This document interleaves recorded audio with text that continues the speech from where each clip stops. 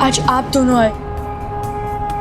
पहली बार मुझे पता चला कि माता और पिता दोनों का स्नेह कैसा होता है। मैंने तो बस बचपन से ही अपनी माँ को ही देखा है। मेरी माँ ने तो मुझे मेरे पिता का परिचय भी नहीं दिया। मुझे तो ये भी नहीं पता वो कौन है, कहाँ है भी क्या नहीं। नहीं, मुझे उसके पास जाना है। मुझे उसके पास जाना है। भूल कर भी ऐसा मत कीजिएगा।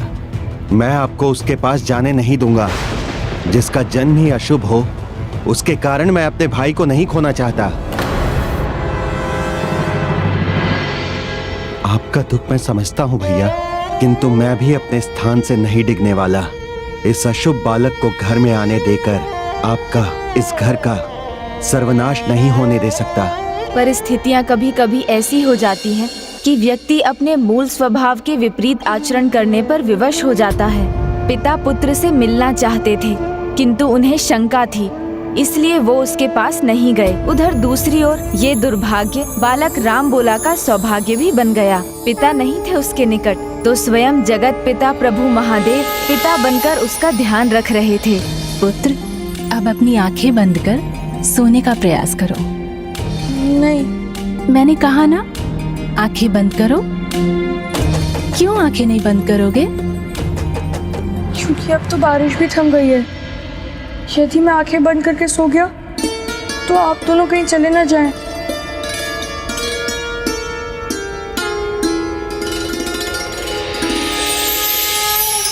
उचित है पुत्र, हम यहाँ रुक जाएंगे, किंतु तुम्हें हमें एक वचन देना होगा। आप जो कहेंगी मैं सब करूंगा। अच्छा, तो वचन दो कि आज के पश्चात तुम कभी किसी से भयभीत नहीं होगे और भय को अपने हृदय से सदा के लिए निकाल दोगे। वो मैं कैसे निकाल दूं माता, जब घने काले बादल हो और उस पर से कड़कती बिजली और अंधियारी रात, तो भय तो लगेगा ही ना, और ऊपर से डरावनी आवाजें।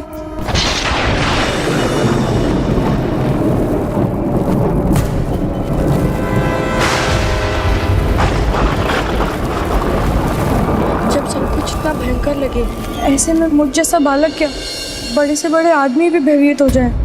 पठतो नास्ति मूर्खत्वम अपनो नास्ति पातकम मोनिना कलहो नास्ति न भयम चास्ति जागृत। अर्थात पढ़ने वाले को मूर्ख नहीं बनाया जा सकता, जपने वाले को पातक नहीं लगता, और मौन रहने वाले का झगड़ा नहीं होता, और जागृत रहने वालों को कभी भय नहीं होता। माता, जब मैं अकेला रहता हूँ तो भय अपने आप लग जाता है। उसका भी एक सरल उपाय है। ऐसे समय में तुम अपने हृदय से बात करने का प्रयास करो। मैंने वो भी कोशिश की थी, मेरी माँ ने भी सिखाया ना, किंतु मेरा हृदय तो बस दुख दुख की आवाज़ ही निकालता है। मैंने उसे भी समझने की कोशिश की थी, पर उसमें भी प्रभु श्री राम का ही नाम सुनाई दिया। जब तुम अपने हृदय की सुनते हो तब तुम्हें प्रभु श्री राम का नाम सुनाई देता है। इसका अर्थ है प्रभु श्री राम तुम्हारे हृदय में बसते हैं, सदा तुम्हारे साथ रहते हैं। भरोसे राम के निर्भय होकर सोए, अनहोनी होनी नहीं, होनी हो सो होए। भरोसे राम के निर्भय होकर सोए। आपने देखा प्रिय,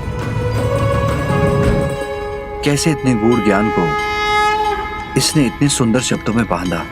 एक दिन ये विख्यात कवि बनेगा और इसके दोहों को संसार तुलसी के दोहों के नाम से जानेगा। तुलसी भरोसे राम के निर्भय होकर सोए, अनहोनी होनी नहीं, होनी हो सो होए।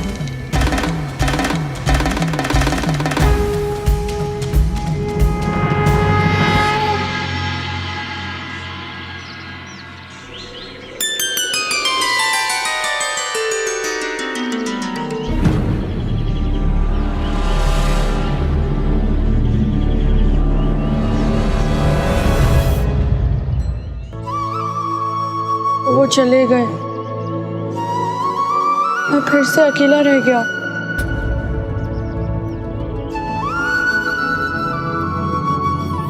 तुलसी भरोसे राम के निर्भय होके सोए, अनहोनी होनी नहीं, होनी हो सोहर।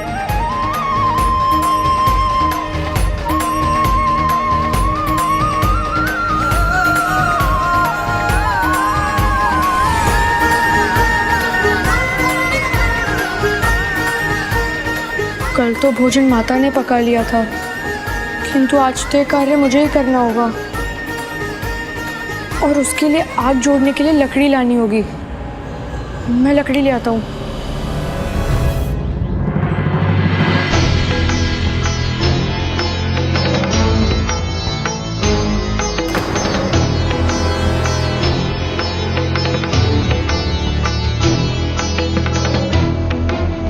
नमस्कार। कृपा कर मुझे बताएंगे क्या यही सुकर क्षेत्र का मार्ग है? हाँ महात्मा जी, इस समय तो आप शुक्र क्षेत्र में ही है। तो आप एक सहायता और कर सकते हैं। क्या आप उस बालक से परिचित हैं जिसने जन्म लेते ही प्रभु श्री राम का नाम लिया था? जन्म के समय उसके पूरे 32 दांत थे।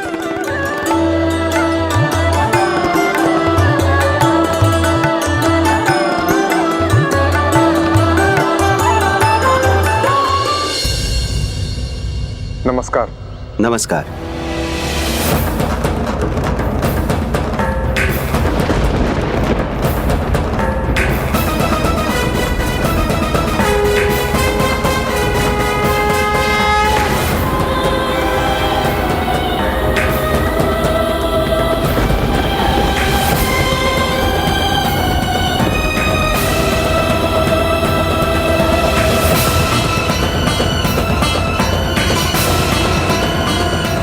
ये बालक तो उसी की आयु का है, हो सकता है ये बता सके।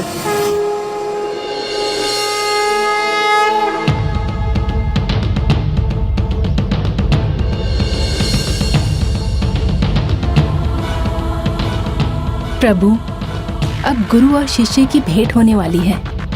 अपने गुरु का साथ पाने के बाद राम बोला अकेला नहीं रहेगा। सुनिए महात्मा जी, मैं आपको बता सकता हूँ वो बालक आपको कहाँ मिलेगा।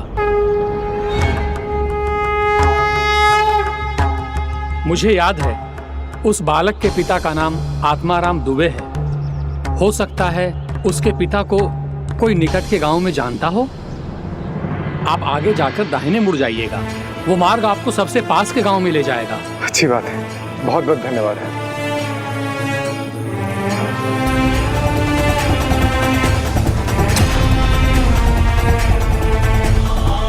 ये बालक तो फिर सामने आ गया।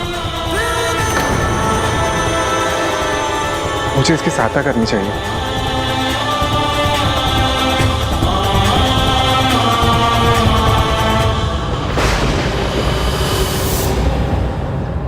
ये क्या हुआ स्वामी? गुरु शिष्य इतने निकट आने के पश्चात भी एक दूसरे से मिल ना सके। वो तो परस्पर भेंट करने के स्थान पर विपरीत दिशा में जा रहे हैं। ममता ने आपको भी वशीभूत कर दिया है। जगत जननी होने के बाद भी आप ये भूल रही हैं कि नियति निर्धारित है। जिनके जीवन का उद्देश्य यदि एक दूसरे से मिलना हो और इतने निकट आने के पश्चात भी वो एक दूसरे से ना मिले, तो अवश्य उसके पहले कुछ और होना भी आवश्यक है।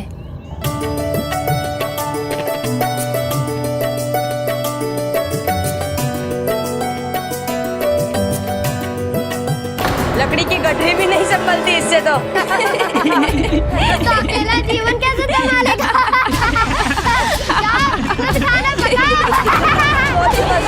हमारे पास कोई नहीं है।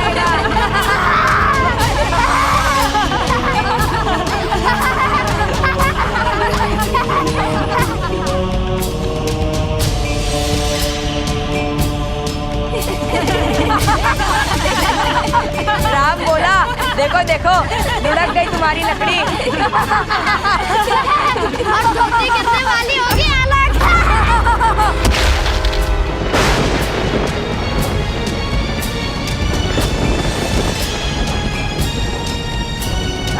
ये दूसरों के लिए नहीं, ये तो अपने लिए भी अशुभ है।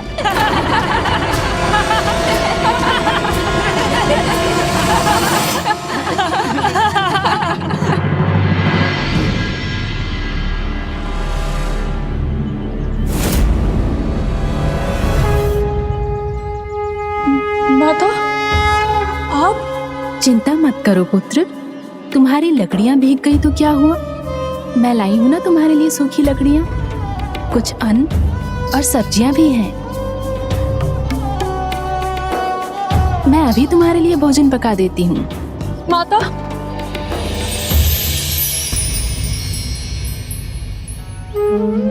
पुत्र,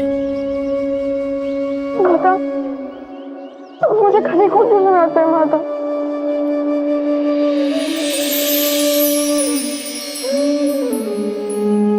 रो नहीं पुत्र, सब ठीक है।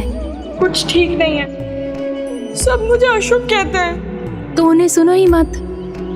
मेरी माँ भी यही कहती थी कि किसी की मत सुनो, बस अपने हृदय की सुनो।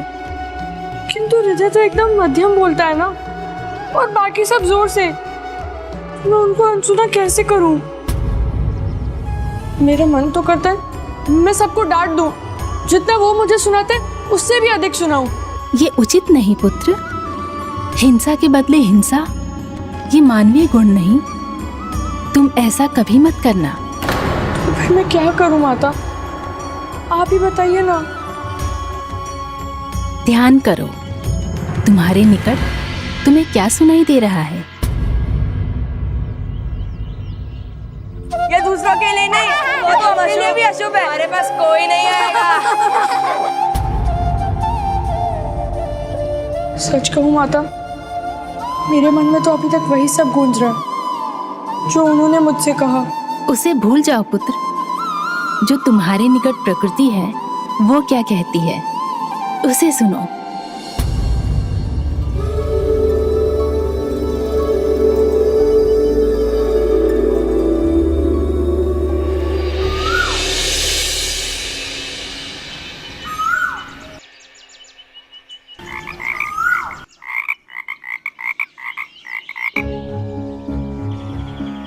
कोकिला का गान सुना मैंने, किंतु फिर मेंढकों ने टर्राना आरंभ किया तो कोकिला मौन हो गई। जिस प्रकार पावस ऋतु में मेंढक जब अधिक टर्राते हैं तो कोयल भी मौन धारण कर लेती है, उसी प्रकार एक बुद्धिमान की बुद्धिमानी भी इसी में है कि वो मेंढक जैसे कपटी की तीव्र स्वर में एक ही बात बोलते रहना सुनकर शांत रहे।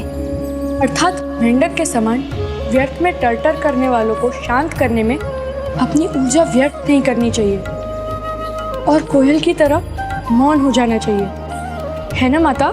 हाँ पुत्र, तुम्हें अपनी ऊर्जा रचना करने की शक्ति को और बढ़ाने के लिए अपनी रचनाओं में लगानी चाहिए, अपनी प्रतिभा को और उजागर करना चाहिए। मैं जानती थी तुम शीघ्र समझ जाओगे पुत्र। चलो मैं तुम्हारे लिए भोजन पका देती हूँ। माता, क्या आज भोजन पकाने में मैं आपकी सहायता कर सकता हूँ?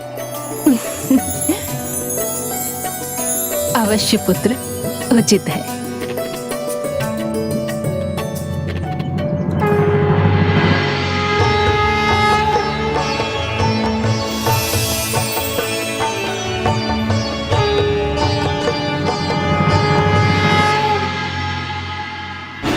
पावस समय कोकिला मौन, मेंढक टर्टर बोले, पूछे कौन।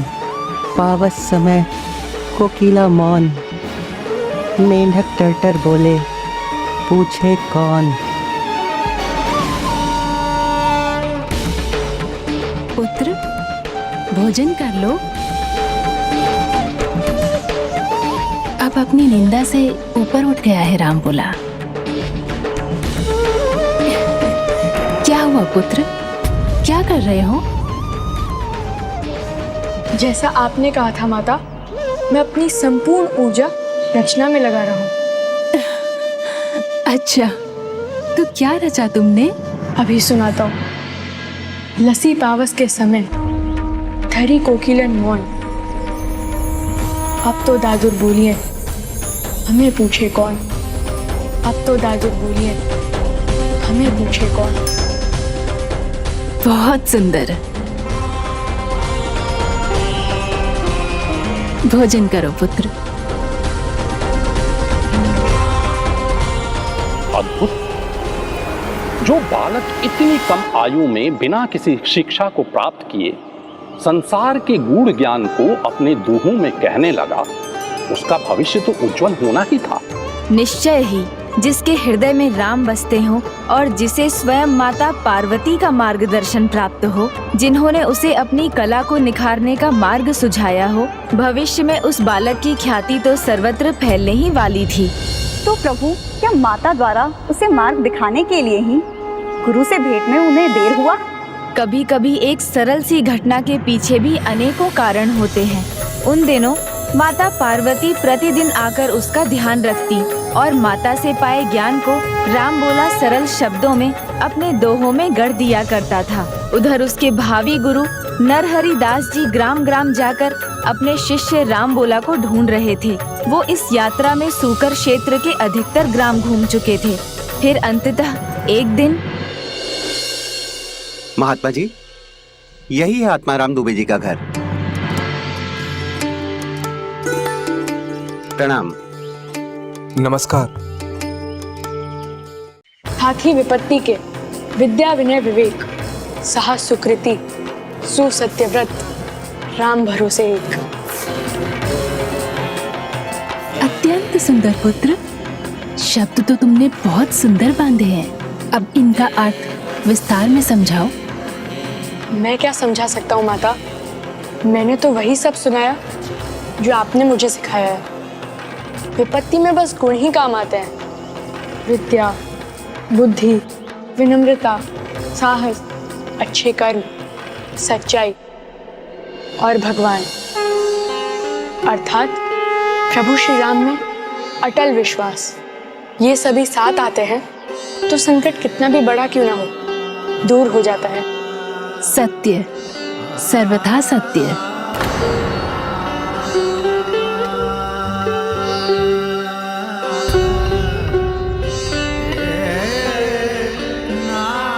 क्या हुआ पुत्र?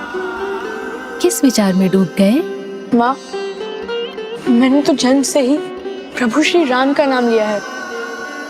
मेरे हृदय में भी बस एक ही गूंज है, राम राम राम। और आपने भी मुझे यही सिखाया है कि जो मेरे हृदय में बसे हैं, उन प्रभु श्री राम से यदि मैं ताज जोड़ के रखूंगा तो कभी अकेला नहीं रहूंगा। किंतु माता, जिनका नाम मेरे हृदय में धुप धुप करता है, मैं अभी उनसे भली भांति परिचित नहीं हूँ। आप मुझे बताइए ना, प्रभु श्री राम कौन है? प्रभु का परिचय तो प्रभु की इच्छा से ही होगा। किंतु मैं तो माँ हूँ।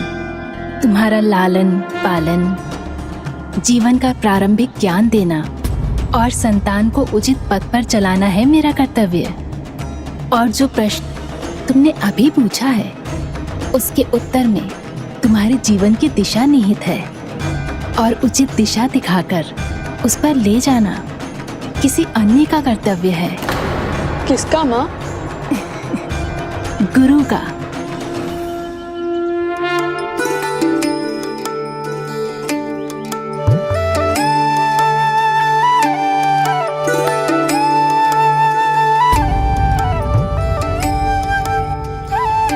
प्रणाम महात्मा जी, स्वागत है आपका।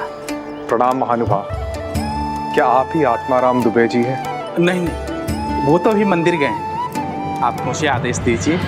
मैं उनसे उनके विलक्षण पुत्र के बारे में पूछना है, जो पूरे 32 दांत के साथ जन्मा था और संसार में आने पर उसके मुख से निकलने वाला पहला स्वर था श्री। हमें नहीं पता कि वो कहाँ है, और जन्म लेते ही हमने उसे इस घर से दूर कर दिया था। तब तो आप मुझे ये बताइए कि गुरु कौन होते हैं माता? गुरुर् ब्रह्मा गुरुर् विष्णु गुरुर्देवो महेश्वरा, गुरु साक्षात परम ब्रह्म, तस्मै श्री गुरुवे नमः। गुरु ब्रह्मा है, गुरु विष्णु है, गुरु ही शंकर है, गुरु ही साक्षात परम ब्रह्म है। इसलिए सदा उनका नमन करना चाहिए। धर्मज्ञो धर्मकर्ता च सदा धर्मपरायणा तत्वेभ्य सर्वशास्त्रात्। देश को गुरु उच्यते। धर्म को जानने वाले, धर्म के अनुसार आचरण करने वाले, धर्मपरायण और सब शास्त्रों में तत्व का आदेश करने वाले गुरु कहे जाते हैं। जो शिष्य को उचित ज्ञान प्रदान करते हैं, उसे सत्कर्मों पर चलना सिखाते हैं, भविष्य का मार्ग सुझाते हैं, वो गुरु होते हैं। जो शिष्य को उसके जीवन का उद्देश्य समझाकर उसे पूर्ण करना सिखाते हैं, वो गुरु होते हैं। तो बस मुझे इतना ही बता दे कि महात्मा जी, न मैं आपको कुछ बताऊंगा, न ही उसका नाम लूंगा। इस घर में उसकी चर्चा भी वर्जित है। अब और कोई सेवा नहीं चाहते तो आप यहाँ से प्रस्थान करें तो बड़ी कृपा होगी।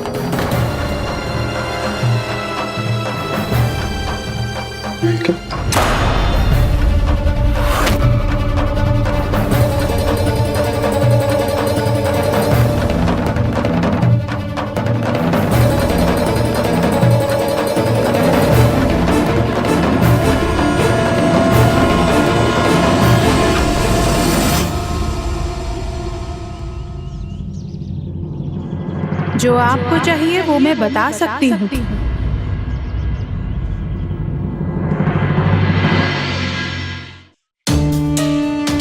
प्रणाम महाराज। उस बालक को लेकर के मैंने आपके प्रश्न सुने। उसके जन्म के समय उसको जन्म देने वाली दाई माँ मैं ही थी। परम सौभाग्य है आपका, जो ऐसे दिव्य बालक के जन्म का भाग बनकर उसकी साक्षी बनी। दिव्य? नहीं नहीं महाराज, वो अशुभ है। जन्म लेते ही जिसकी माँ की मृत्यु हुई, कुछ समय बाद उसका पालन पोषण करने वाली वो स्त्री भी चल बसी। जो भी उसके संपर्क में आता है उसका बुरा ही होता है। मेरा तो सुझाव है उस अशुभ बालक से आप भी दूर रहिए। जिसके मुख पर जन्म से ही श्री राम का नाम हो, वो भला अशुभ कैसे हो सकता है? जन्म देने वाली और पालन करने वाली जो दोनों माताओं की मृत्यु का कारण बना, वो शुभ कैसे हो सकता है? जातस्य ही ध्रुवो मृत्युर्ध्रुवम जन्म मृत्युश्च तस्मात् परिहार्थे न त्वं सोचितु महर्षि। जिसने भी इस मृत्यु लोक में जन्म लिया है उसकी मृत्यु निश्चित है। इसीलिए किसी की भी मृत्यु का दोष किसी और पर मढ़ना नहीं चाहिए और ना ही उनकी मृत्यु का शोक मनाना चाहिए। तो बताइए मुझे, क्या उसके जन्म से पहले उसकी माँ सदा स्वस्थ रहती थी?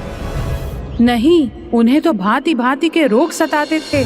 उनके शरीर ने कभी उनका साथ नहीं दिया। जब वो गर्भवती हुई तभी मैंने उनको प्रसन्न और स्वस्थ देखा, किंतु जब वो शिशु 12 मास के बाद पैदा हुआ तब प्रसव के बाद ही उनके प्राण पखेरु उड़ गए। एक औरत को माँ का दर्जा तभी प्राप्त होता है जब उसकी संतान उसके जीवन में आती है, चाहे वो जननी देवकी हो या पालनहार माता यशोदा। वो भी माँ तभी कहलाई जब उनके जीवन में कान्हा आया। मृत्यु से पहले उस शिशु ने आकर उन्हें माँ कहलाने का सुख दिया। क्या यह शुभ था? किंतु फिर गुरुवर मुनिया भी तो नहीं रही। क्या इस बालक की देखभाल का दायित्व मिलने से पहले मुनिया की कोई संतान थी? नहीं महाराज, परंतु उसे बालकों से सदा प्रेम था, सदा उनका ध्यान रखती थी। उसे अवसर मिला एक बालक को पाने का जिसे वो अपना बुला सकती थी। अब आप ही बताइए, जिसके आने से सभी का अच्छा हो, वो बालक शुभ है या अशुभ?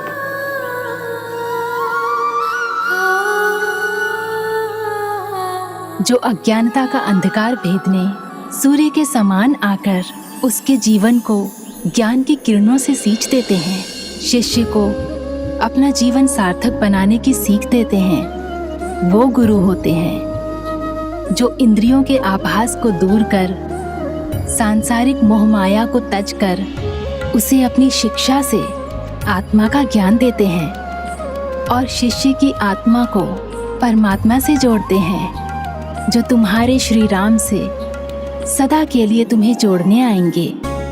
वो गुरु होते हैं। इसलिए गुरु तो कृपा सागर हैं, नर रूप में हरि अर्थात स्वयं भगवान हैं। जब उनके दर्शन हो तो उनके पद कमल की वंदना कर उन्हें प्रणाम करना पुत्र। किंतु माता, वो शुभ घड़ी कब आएगी? मैं मेरे गुरु से कब मिलूंगा और कब करूंगा उनके पद कमल की वंदना? शीघ्र, अति शीघ्र।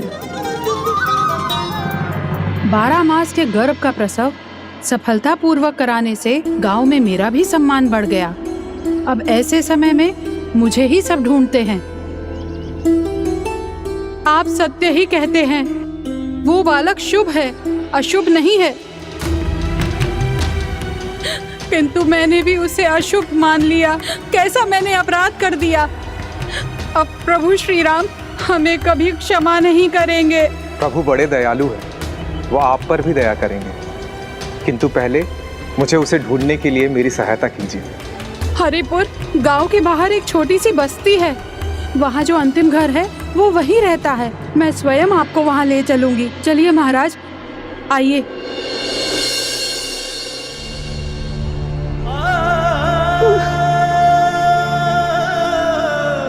दोषी तो मैं भी हूं, जो ज्योतिषी जी के गणना का गलत अर्थ निकालकर सबके कहने पर, सबके सामने मैंने अपने पुत्र को अशुभ कह दिया। तो क्या मुझे उन्हें जाकर ढूंढना होगा? नहीं पुत्र, वो स्वयं आएंगे तुम्हारे पास।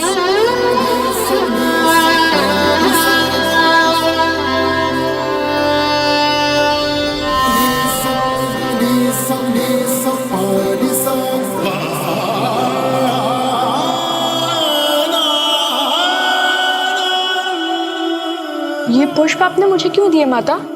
मैं इनका क्या करूंगा? इनसे तुम अपने गुरु का स्वागत, उनकी वंदना करोगे पुत्र। किंतु माता, मुझे कैसे पता चलेगा कि यही मेरे गुरु हैं? मैं उन्हें पहचानूंगा कैसे? जब वो तुम्हारे सामने आएंगे तो तुम्हारा हृदय उन्हें स्वयं पहचान लेगा। जब वो तुम्हारा नाम पुकारेंगे।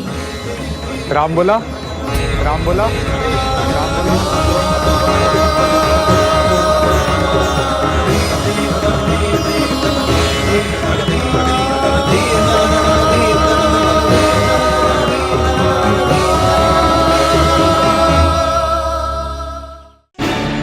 तो क्या वो आ गए या मेरे गुरु आ गए माता? जाओ पुत्र, अब अपने गुरु का स्वागत करो। राम बोला, क्या तुम हो वहां?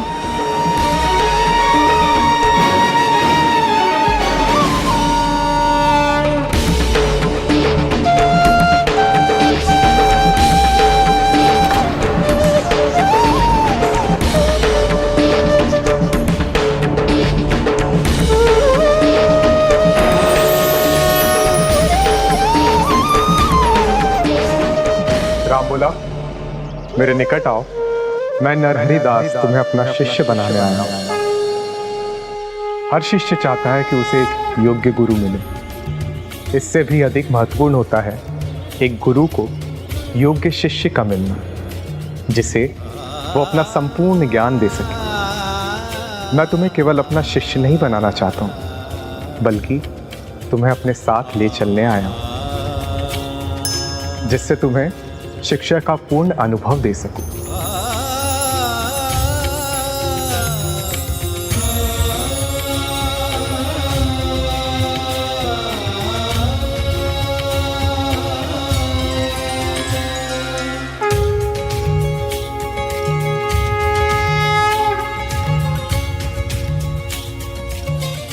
गुरुवर, आपके चरणों में मैं वंदन करता हूँ।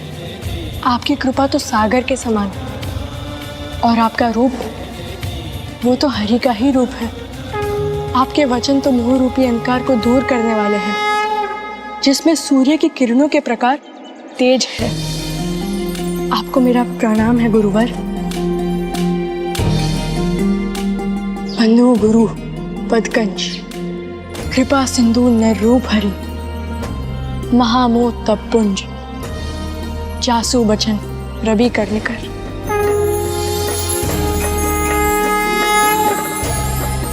हे गुरुदेव, मेरा आपसे निवेदन है, आप सूर्य के समान मेरे जीवन में प्रवेश कर अपने ज्ञान वचनों के किरणों से उस अंधकार को मिटाकर उसे प्रकाशित करें और मुझे अपने शिष्य रूप में स्वीकार कर लीजिए गुरुदेव।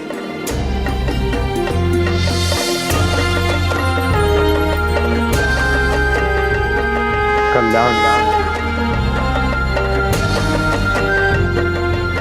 आओ वत्स, मैं अति प्रसन्न हूं कि तुमने मुझे मन से गुरु स्वीकार किया।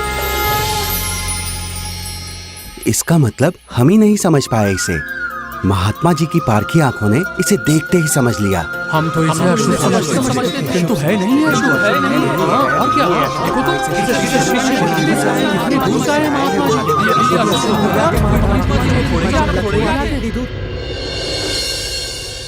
आओ वत्स, मैं अति प्रसन्न हूं कि तुमने मुझे मन से गुरु स्वीकार किया।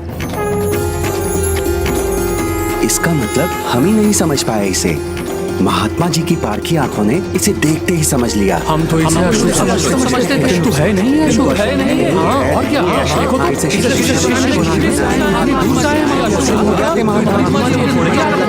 देखो तो तुम कह रहे हो कि महात्मा जी की बात ना सुनूं, किंतु तुम्हारी बात को स्वीकार करूं मैं? बात मेरी या अन्न की नहीं है भैया, बात तुम्हारे जीवन की है। मैं आपके जीवन को कष्ट में नहीं देखना चाहता। तो क्या होगा? मेरा जीवन ही कष्ट में पड़ेगा, किंतु मेरा अंतर मन तो ग्लानि से मुक्त हो जाएगा ना। मुझे ये दुख तो नहीं होगा कि अकारण ही मैंने अपनी संतान को अपने आप से अलग कर दिया। उसका मुख तक नहीं देखा मैंने। उचित है, जाना है तो जाइए, किंतु इतना सुन लीजिए, वो बालक अशुभ है और अशुभ की छाया ना बाबा ना। मैं आपके साथ नहीं चलूंगा। मैं नहीं चाहता कि उस अशुभ की छाया मुझ पर पड़े, क्योंकि हम दोनों भाइयों में से कोई एक तो सुरक्षित रहेगा। भ्राता,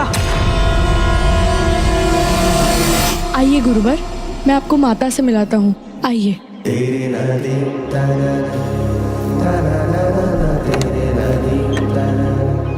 इन्होंने ही मुझे मेरे जीवन में माता का स्थान भरा और तो और गुरु वंदना का सुझाव भी दिया।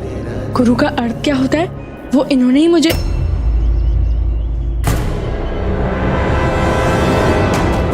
माता, माता अभी तो यहीं थी। तुम किन माता की बात कर रहे हो वत्स? उन्हीं की जो मेरी माँ की मृत्यु के बाद मेरे साथ रही। मैं सत्य कह रहा हूँ गुरुदेव, वो माता एक थी। पहली बार तो उनके साथ उनके पतिदेव भी आए थे, जिनका नाम भोला था और माता का नाम गौरी। शिवो महेश्वरः शंभुः पिनाकी अर्थात जिन भोला शंकर प्रभु और माता गौरी पार्वती ने मुझे तुम तक पहुंचाया, उन्होंने ही तुम्हारा भी ध्यान रखा। आप किसकी बात कर रहे हैं गुरुदेव? तुम अभी नहीं समझ पाओगे वक्त, किंतु शीघ्र ही तुम उनका परिचय प्राप्त करोगे। अब बिना विलंब किए मेरे साथ अयोध्या मेरे आश्रम चलो, वहां तुम्हारी विधिवत शिक्षा प्रारंभ होगी। गुरुदेव, तो क्या वहां आप मुझे प्रभु श्री राम की कथा और उनकी महिमा बताएंगे? अवश्य राम बोला, अवश्य। आओ।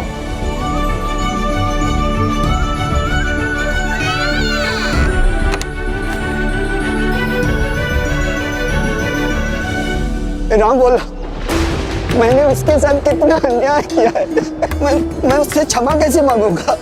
राम बोला, राम बोला, इतनी भीड़ क्यों है यहाँ पर? मेरा पुत्र तो ठीक है ना? आत्माराम जी यहाँ? कोई कुछ बोलता क्यों नहीं है? राम बोला, राम बोला, राम बोला, राम बोला।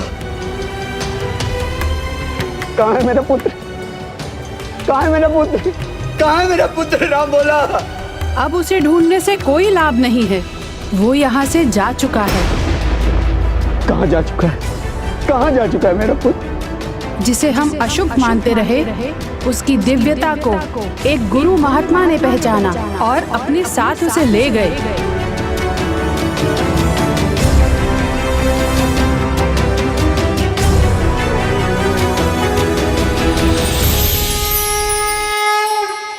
ये मैं कैसी भूल कर दी मेरे राम बोला पुत्र। तुमसे एक बार मिलने का अवसर तो मिलना चाहिए था। जब समय रहते व्यक्ति अपनी भूल नहीं सुधारता तो पछताने के सिवाय उसके पास और कोई विकल्प नहीं रह जाता। यही हुआ आत्माराम जी के साथ। वो चाहकर भी अपने पुत्र से नहीं मिल पाए। एक ओर वो अपने पुत्र को ढूंढ रहे थे तो दूसरी ओर उनका पुत्र राम बोला से गोस्वामी तुलसीदास बनने की अपनी यात्रा पर अग्रसर था।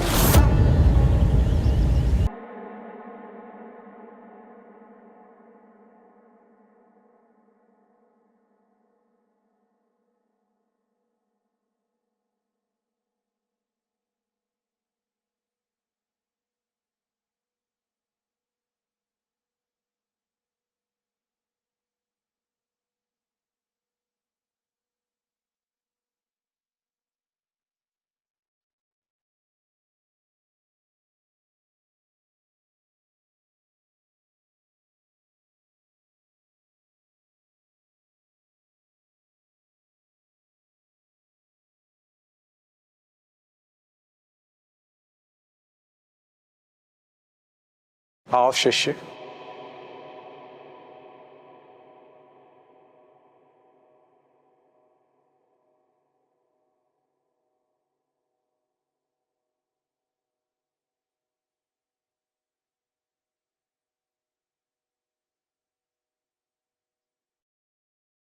मुझे आशीष दीजिए गुरुदेव। तुम्हारा उपनयन संस्कार संपन्न हुआ वत्स। अब हम वैष्णव संस्कार आरंभ करेंगे। इस संस्कार की क्या विधि होती है गुरुदेव? वैष्णव संस्कार 5 चरणों में पूर्ण होता है। प्रथम चरण ताप। इसमें तुम्हें उसी प्रकार ताप का सामना करना होगा जैसे किसी को जीवन के भिन्न भिन्न चरण में जीवन की कठिनाइयों के ताप का सामना करना होता है। उपरांत जिस प्रकार सोना तपकर कुंदन बनता है, उसी प्रकार तुम भी अपने जीवन के सभी विकारों से मुक्त होकर कुंदन समान पावन हो जाओगे।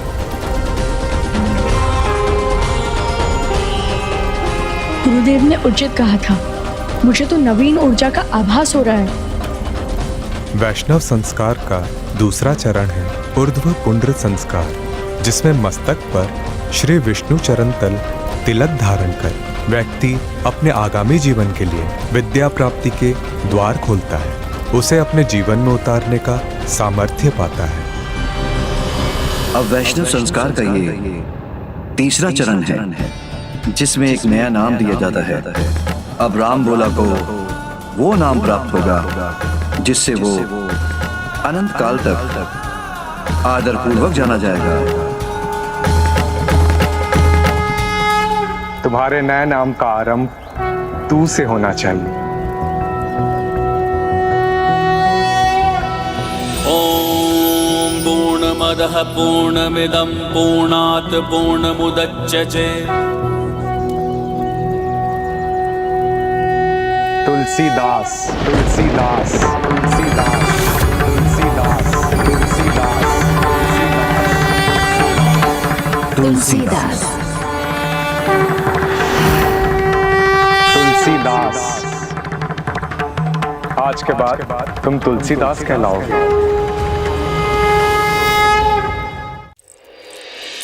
अपना सामान क्यों बांध रहे भैया? अब कहाँ की यात्रा का विचार है भैया?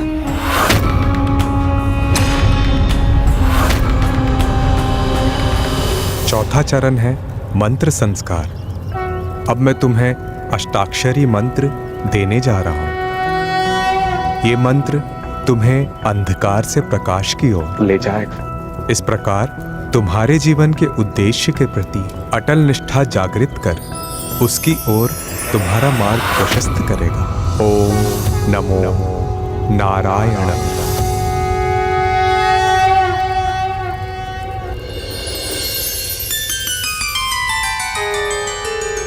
अब वैष्णव संस्कार का 5वां और अंतिम चरण है यज्ञ। इससे तुम्हारी आत्मा की शुद्धि होगी और तुम वेदों और पुराणों के गुण ज्ञान को सरलता से सीख पाओगे।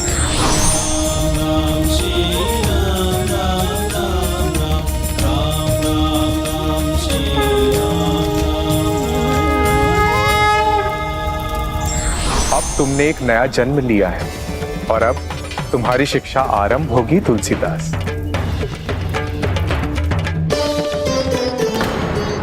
कुछ भी हो जाए, मैं अपने पुत्र को ढूंढकर उसे यहाँ लौटा कर लेके आऊंगा।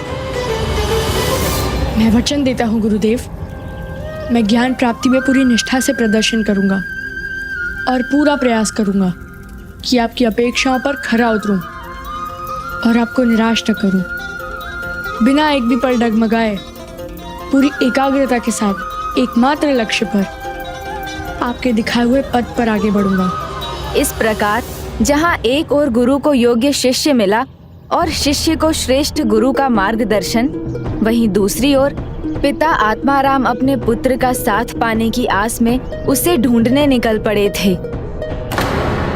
हे प्रभु श्री राम, मेरी भूल को सुधारने में और मेरे पुत्र को वापस लाने में आप मेरी मदद करो प्रभु, मेरी मदद करो।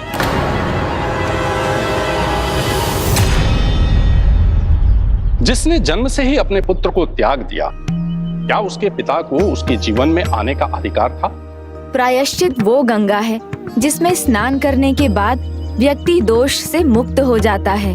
प्रभु उसे क्षमा दान देते हैं। आत्माराम जी की ये यात्रा प्रायश्चित की यात्रा थी। वहीं दूसरी ओर तुलसीदास जी की यात्रा तुलसी से महान भक्त गोस्वामी तुलसीदास बनने की थी, किंतु ये तभी संभव था जब वो अपने हृदय की सुन प्रभु को पा सके। माता जिस प्रकार अपने प्रत्येक संतान की इच्छाओं को जानकर उनकी रुचि के अनुसार भोजन तैयार करती है, उसी प्रकार एक गुरु के लिए अति महत्वपूर्ण है कि वो अपने शिष्यों के हृदय की बात जाने। तभी मैं तुम्हारा गुरु, तुम शिष्यों का मार्गदर्शन कर तुम्हें तुम्हारे जीवन के उद्देश्य पाने में समर्थ बना सकूं। अब एक एक कर मुझे बताओ, तुम्हारे हृदय में क्या है?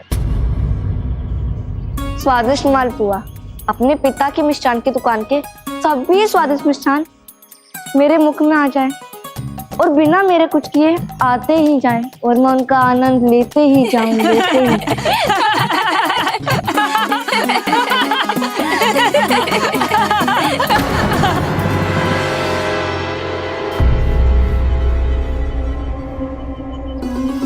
तुम बताओ। मैं तो बड़ा योद्धा बनना चाहता हूँ, जिससे मैं सबको परास्त करके सब पर राज कर सकूं।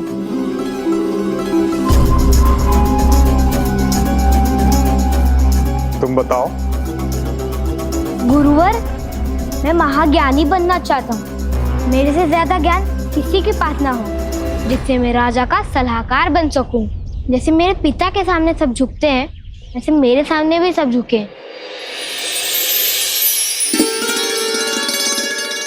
कितना भी ध्यान से सुनो, किंतु मेरे हृदय से तो जैसे एक ही शब्द निकलता है।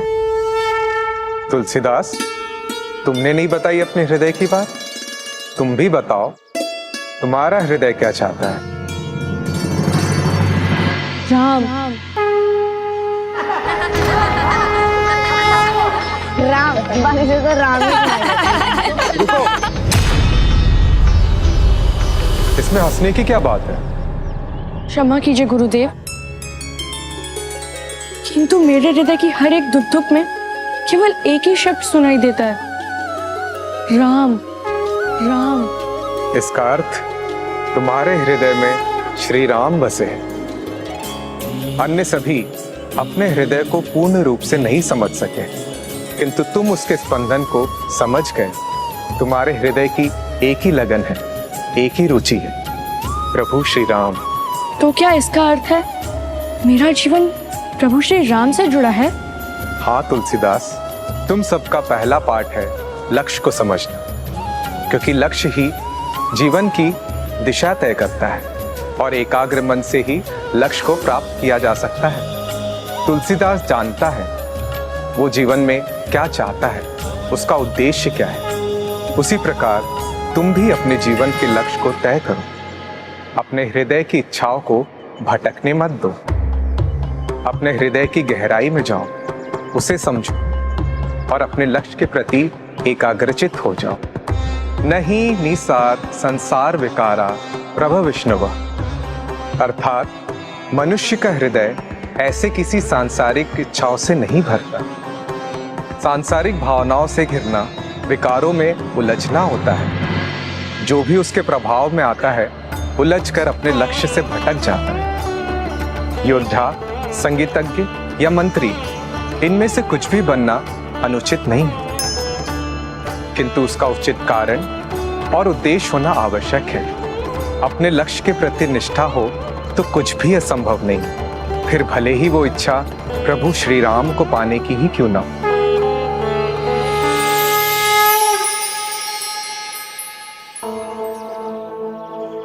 पुष्प की सुगंध और सुंदरता का श्रेय उस माली का है जो पौधे का बीज रोपकर उसका पोषण करता है। उसी प्रकार ज्ञानी शिष्य का श्रेय उस गुरु का है जो शिष्य के मन में ज्ञान का बीज रोपता है। वही आज तुलसीदास को उसके जीवन की प्रथम सीख देकर गुरु नर हरिदास ने किया, जिससे तुलसीदास भक्ति की महानता के शिखर पर पहुंचकर महान संत तुलसीदास कहलाएंगे। एक ओर तुलसी ज्ञान के अनंत सागर में उतरता जा रहा था, तो दूसरी ओर अपने पुत्र की खोज में उनके पिता एक आश्रम से दूसरे आश्रम उसे ढूंढ रहे थे, किंतु दोनों की ही खोज का कोई अंत नहीं था।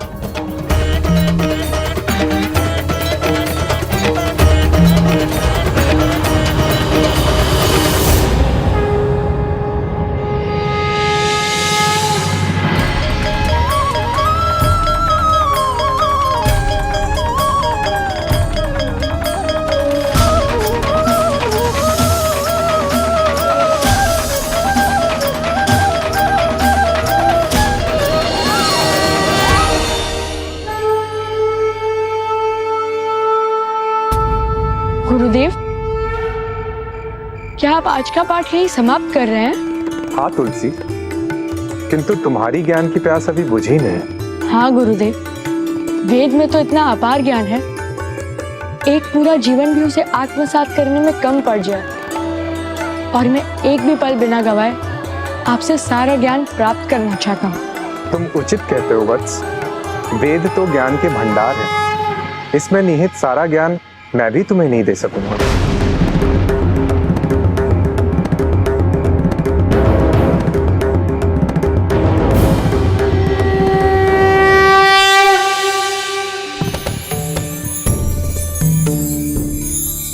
गुरुदेव, यदि आप मुझे सारा ज्ञान नहीं दे सकते तो मैं ज्ञान को प्राप्त कैसे करूंगा?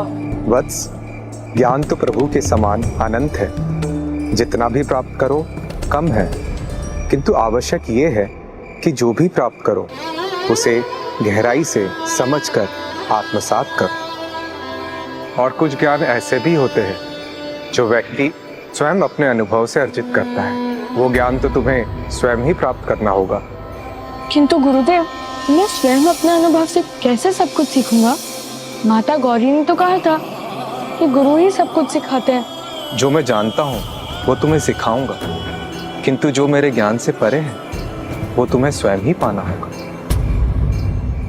गुरुस्तु दीप वन मार्गदर्शक, अर्थात गुरु वो दीपक है जो अपने प्रकाश से शिष्य को ज्ञान का मार्ग दिखाता है, किंतु उस ज्ञान प्राप्ति के बाद पर तुम्हें स्वयं ही चलना होगा। मुझसे प्राप्ति ज्ञान से तुम स्वयं भी सीखना सीख जाओ।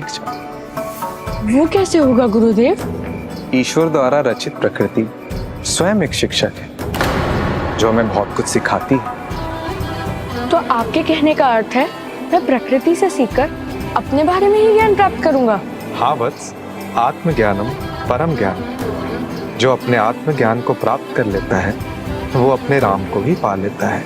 उचित है गुरुदेव, मैं आज से ही आत्मज्ञान के प्रति जागृत हो जाऊंगा।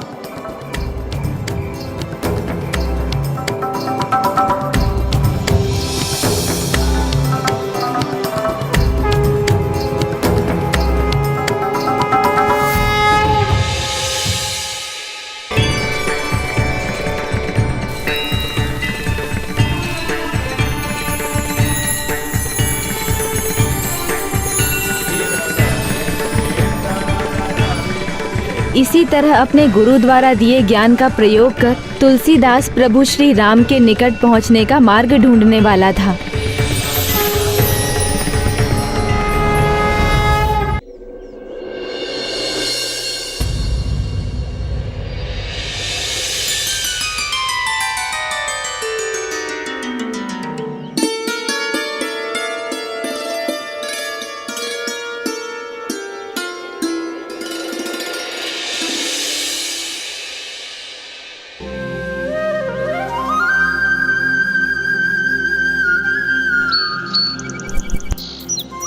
कितनी भोर में चिड़िया उठकर अपने पंख फैलाकर उड़ान भर लेती हैं कि वो सीधा आसमान को छू लेती हैं।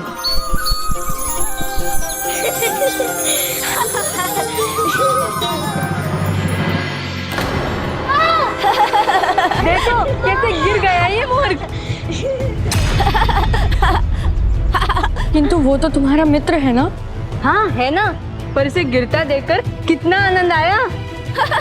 किसी को भी मित्र कहकर जो मित्रता का धर्म ना निभाए वो मित्र नहीं होता।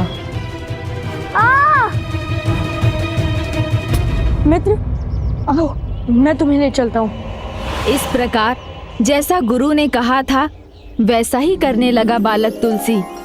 जीवन की प्रत्येक घटना से सीख लेने लगा और जो ज्ञान के मोती उसे मिलते वो उन्हें शब्दों की सुंदर माला रूपी दोहों में पिरो देता। तुम्हें ज्ञात है ना, आज तुम देरी से आए हो। क्षमा कीजिए गुरुदेव। गुरुदेव, इसमें इसका कोई दोष नहीं है, यह तो मेरी सहायता कर रहा था, अथवा मैं भी ना आ पाता। मित्र, एक छोटी सी चोट क्या लगी तुमने तो इतना बड़ा बहाना बना दिया। अगर तुम चाहते तो तुम स्वयं भी आ सकते थे। वत्स तुलसी, आज की घटना से तुम्हें जो सीख मिली तुम सबके साथ बांटना चाहते हो। निज दुख गिरी समरज करी जाना, मित्र दुख रज मेरु समान। इसका अर्थ है अपने पहाड़ जैसे दुख को भूल समझकर और अपने मित्र के कण भर दुख को मेरु समझकर उसकी सहायता करने वाला ही वास्तविक मित्र होता है।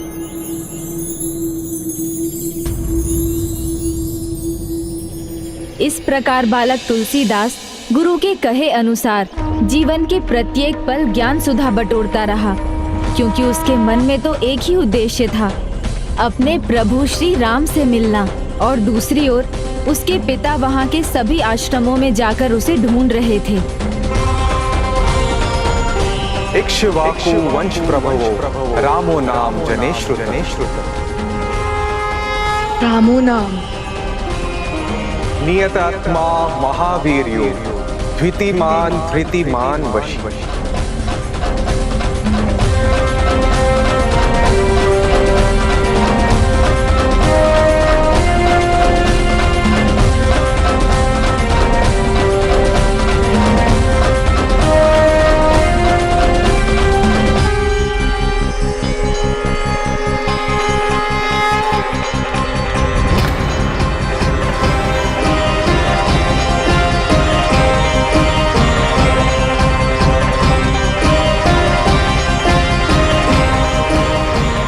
क्या हुआ? ऐसे विचलित होकर इधर उधर देख रहे हैं, किसी को ढूंढ रहे हैं क्या? ईश्वर, मैं अपने पुत्र राम भोला को ढूंढ रहा हूं। अच्छा बताइए, वो कैसा दिखता है? ईश्वर, दुर्भाग्यवश मैं इतना जानता हूँ कि मेरा पुत्र गुरु नरहरि दास की देखरेख में शिक्षा प्राप्त कर रहा है।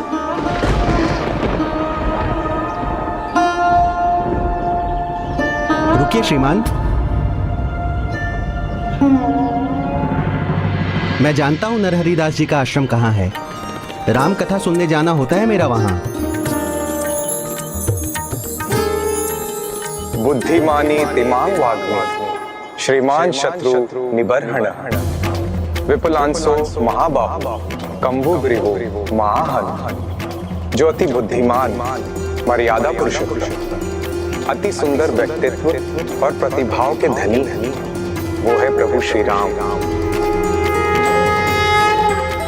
जिनका कंठ शंख के समान सुंदर है, जिनका बाहुबल प्रबल है। महान इक्ष्वाकु कुल में जन्म लेने वाले मर्यादा पुरुषोत्तम प्रभु है श्री राम। मर्यादा पुरुषोत्तम प्रभु श्री राम।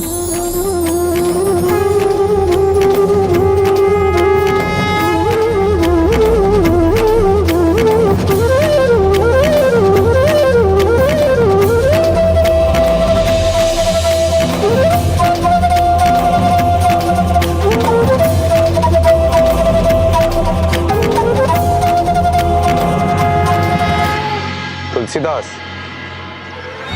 तुलसीदास,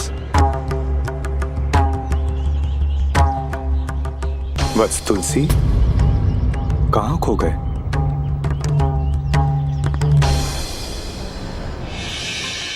मैं खोया नहीं हूँ गुरुदेव, मैं तो स्वयं को पा रहा हूँ। जैसा आपने कहा था उसके अनुसार ही जो भी मेरे निकट है उससे जीवन की सीख ले रहा हूँ। एक चींटी से मैंने सीखा कि प्रभु श्री राम का नाम लेकर मैं अपनी क्षमता से भी अधिक भार लेकर चल सकता हूँ। एक पक्षी से मैंने सीखा प्रभु श्री राम का नाम लेकर मैं ऊंची उड़ान भर सकता हूँ। नदी से मैंने सीखा प्रभु श्री राम के नाम की महिमा से मैं निरंतर गतिशील रह सकता हूँ। सब में तो प्रभु श्री राम का ही नाम जुड़ा है और उनके कारण ही सब अपने जीवन के उद्देश्य को सार्थक करते हैं। किंतु मेरा उद्देश्य क्या है गुरुदेव, और उसका प्रभु श्री राम के नाम से क्या संबंध है? वो भी समय आने पर तुम समझ जाओगे वत्स। किंतु पहले मेरे इस प्रश्न का उत्तर दो, आज तुम यहाँ क्यों आए हो? आज जब सभी शिष्य अवकाश के दिन का आनंद उठा रहे हैं तो तुम यहाँ क्यों हो वत्स?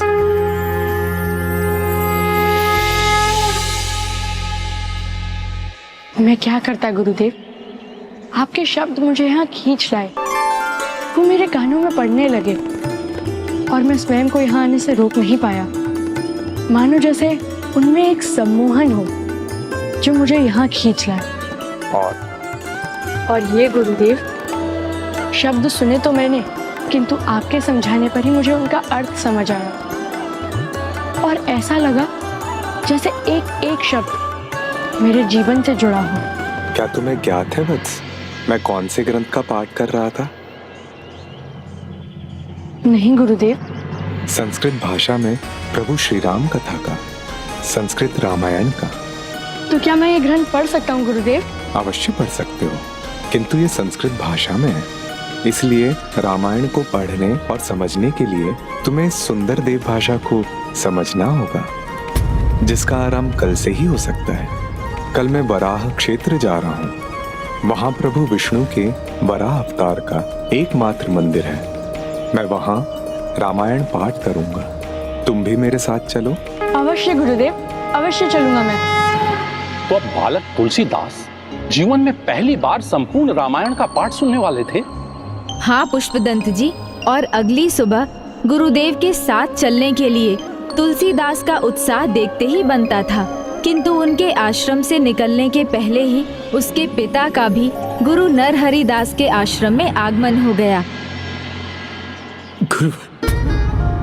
गुरुवर, क्या ये नरहरि दास का आश्रम है? क्षमा कीजिए, मैं कुछ सुन नहीं सका। आप एक बार फिर पूछिए जो पूछना है।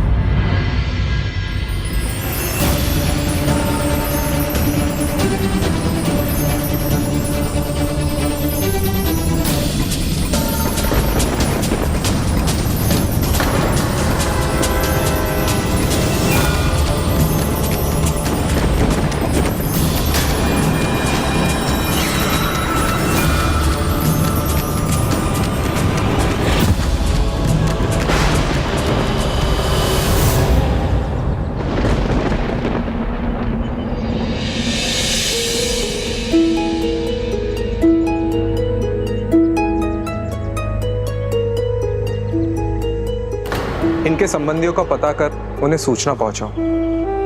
जब तक ये कुशल न हो जाते आश्रम में ही इनकी देखभाल होगी। गुरुदेव आप चिंता ना कीजिए, हम इन्हें संभाल लेंगे। अब आप प्रस्थान कीजिए, नहीं तो मार्ग में ही रात हो जाएगी। उचित है, अब हम 1 सप्ताह में लौट आएंगे।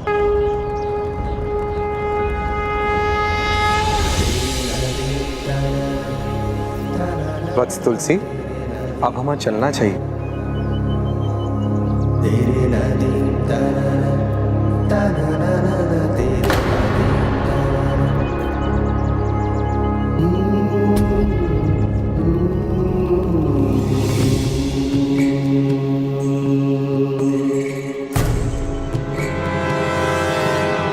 क्या हुआ वत्स? इससे इनको थोड़ी सुविधा होगी।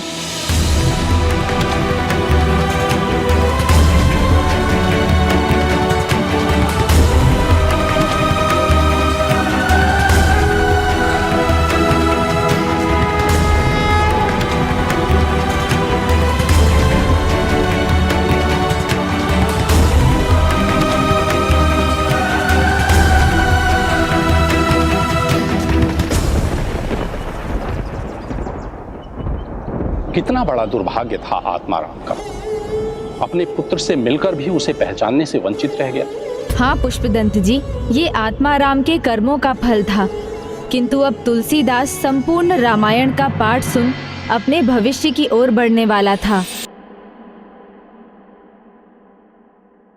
प्रणाम प्रभु।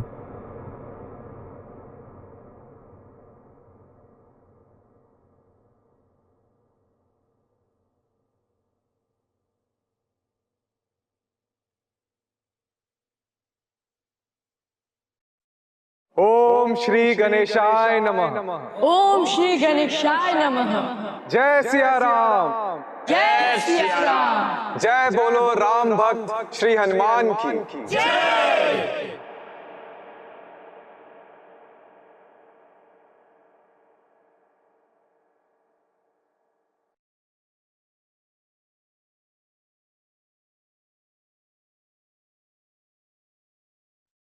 अद्भुत, सर्वत्र बस राम का ही नाम है।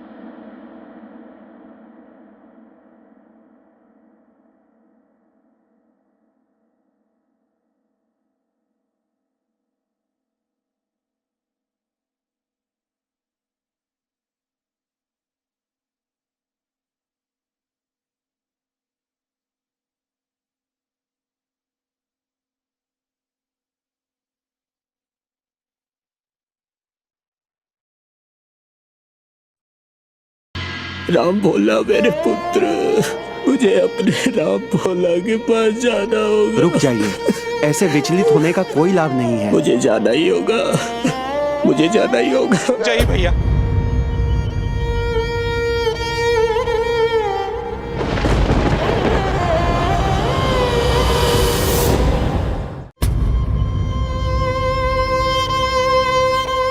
आपने अपनी अवस्था देखी, ऐसी अवस्था में आप कहाँ जाइएगा। राम, श्री राम। पीर हृदय की राम को सुनाए आज श्री राम। रघुराई। श्री राम। कैसे ज्योति राम। को देवो तुलसी। नयन स्वयं श्री राम। तुलसी। तुलसी। श्री राम। प्रभु श्री राम। श्री राम। राम राम। प्रभु श्री राम। मुझे मत रोको, मुझे मत रोको दीनदास। मैं अपने पुत्र को ढूंढने जाना चाहता हूँ, वो हमारा क्षेत्र में। मैं समझता हूँ भैया। नहीं, तुम नहीं समझ सकते। हमारा वो नहीं, हमारा तो मैं हूँ। अनजाने में ही सही, उसे तो अपने पिता की सेवा का अवसर मिला। उसने मुझे कंबल उड़ाया, सर के नीचे तकिया दिया उसने, पर मैं अभागा पिता, उसे पहचान भी नहीं सका, उससे मिल नहीं पाया मैं।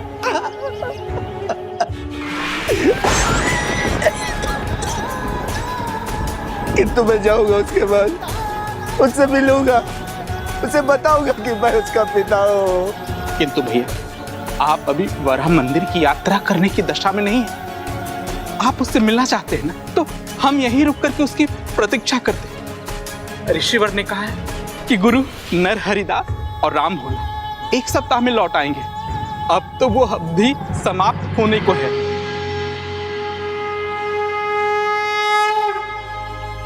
राम, हाँ वत्स, प्रभु श्री ये राम। कैसी धुन में हो तुम?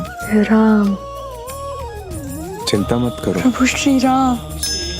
तुम्हें तुम्हारे हाँ प्रभु श्री राम शीघ्र ही मिलेंगे। राम, श्री राम।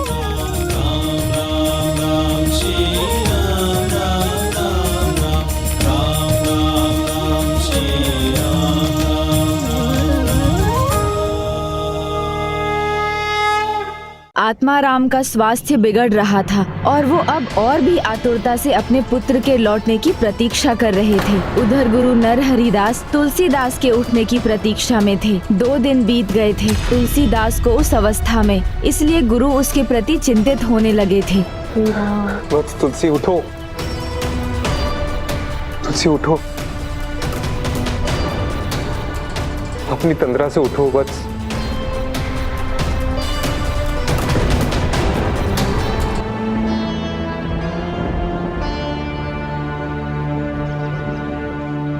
प्रभु प्रभु,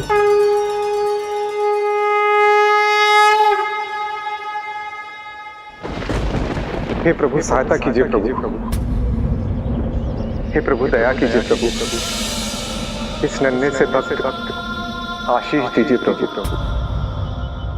आप ही उसे इस अवस्था से निकाल सकते प्रभु।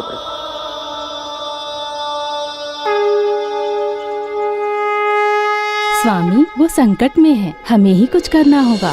नहीं देवी, आप विचलित मत होइए। आपकी ममता अभी भी आप पर प्रभावी, इसीलिए आप देख नहीं पा रही कि वो संकट में नहीं, साधना में है।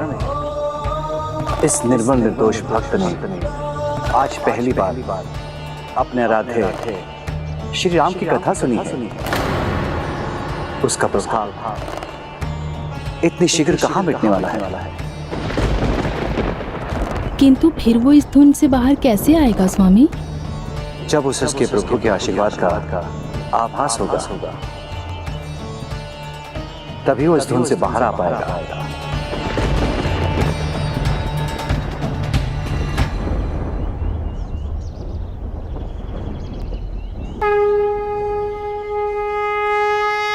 प्रभु का चरणामृत तो उनका आशीष ही है।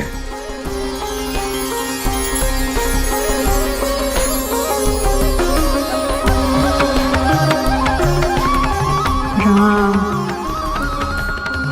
राम, श्री राम, राम, श्री राम, श्री राम।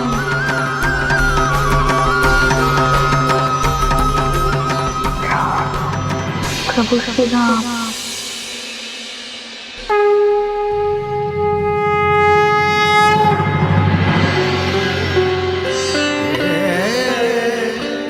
चिंता मत करो वत्स, प्रभु श्री राम तुम्हारे साथ है। चिंता मत करो वत्स, प्रभु श्री राम तुम्हारे साथ है।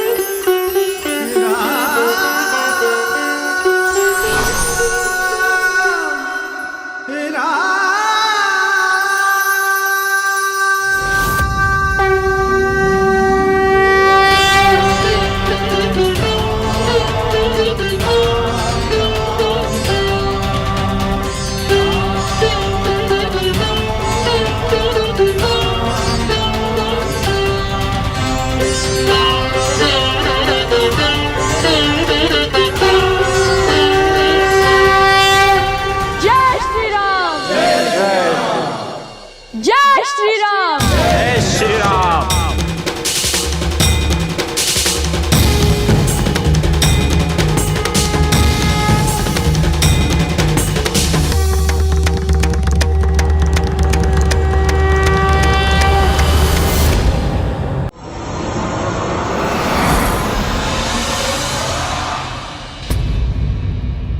गुरुदेव? आप सभी मुझे ऐसे क्यों देख रहे हैं? तुम कुछ दिनों से मूर्छा की अवस्था में थे, तो हमें लगा कि हमने तुम्हें खो दिया। नहीं, मुझे खोने का भय नहीं था। मैं समझ गया था कि मेरा शिष्य तुलसी प्रभु श्री राम की भक्ति में खो गया है।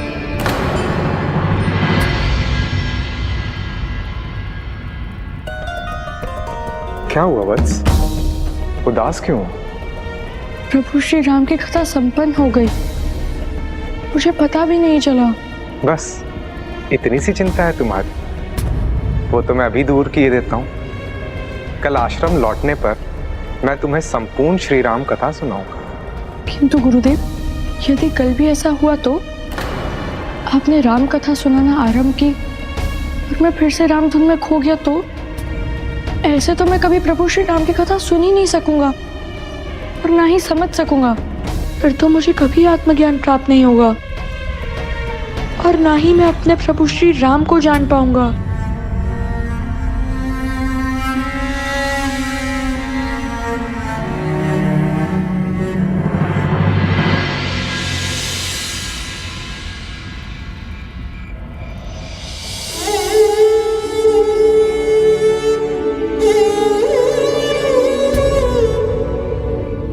हे प्रभु, मेरा मार्गदर्शन कर, मेरी सहायता कीजिए। इस अंधकार में प्रकाश का रूप धारण कर मेरे नन्हे शिष्य तुलसी का पथ प्रदर्शन कीजिए। दीपक को भला प्रकाश ढूंढने की क्या आवश्यकता है?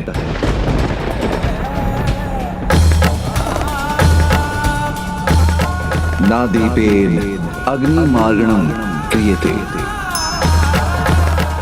आप क्या कह रहे हैं विप्रवर? अपना आशय समझाने की कृपा कीजिए।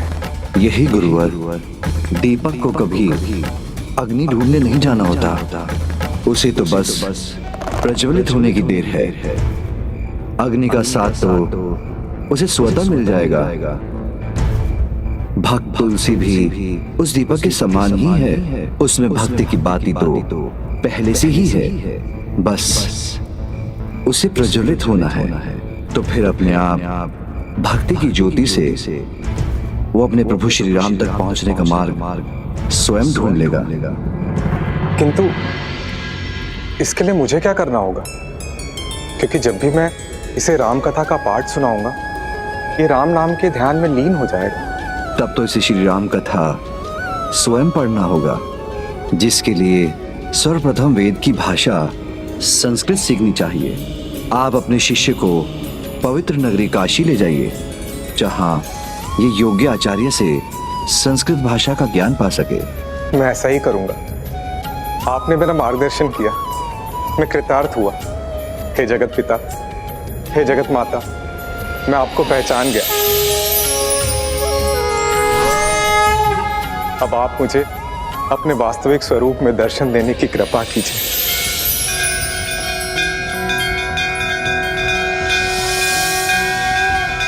शिवो महेश्वरः शंभुः पिनाकी शशिशेखरः। प्रणाम प्रभु, प्रणाम माता। वामदेवो विरूपाक्षः कपर्दिनीललोहितः।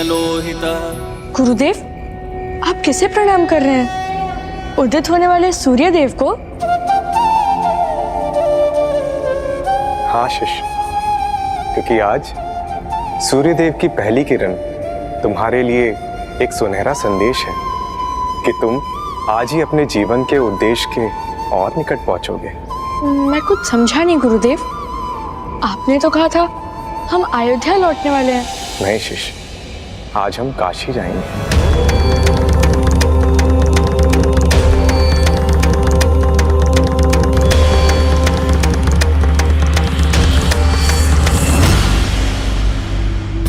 तुम कब आओगे मेरे पुत्र?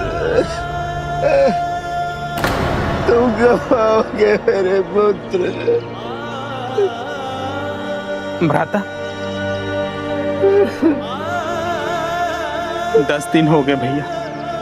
अब और कितने दिन तक यहाँ प्रतीक्षा करेंगे? लगता है गुरुदेव ने अपना विचार बदल दिया। उन्हें आने में विलंब होगा। हम कब तक यहाँ रुके रहेंगे? जब तक देह है तब तक सशरीर मैं उसकी प्रतीक्षा करूंगा। शायद यही मेरे पापों का दंड है। पाप यदि आपने किया है भैया, तो उस पाप का भागीदारी मैं भी हूँ। इस स्थिति को संभालने के स्थान पर मैंने आपको सदा अपने पुत्र को त्यागने के लिए प्रेरित किया है, किंतु अपने इस दोषी भाई को इतना तो करने दीजिए भैया। आपको घर ले जाकर श्रेष्ठ वैद्यों से आपकी चिकित्सा करवाने दीजिए। मैं वचन देता हूँ, जैसे ही आप स्वस्थ हो जाएंगे, मैं आपको आपके पुत्र से मिलाने यहाँ लेकर आऊंगा। मुझे अपने जीवन में ये अच्छा कार्य करने का अवसर तो दीजिए भैया। तो इस प्रकार एक ओर आत्माराम अपने भाई दीनदास के साथ अपने घर लौट गए, वहीं दूसरी ओर अपने गुरु के साथ तुलसीदास का आगमन हुआ काशी में माँ गंगा के पंचघाट पर।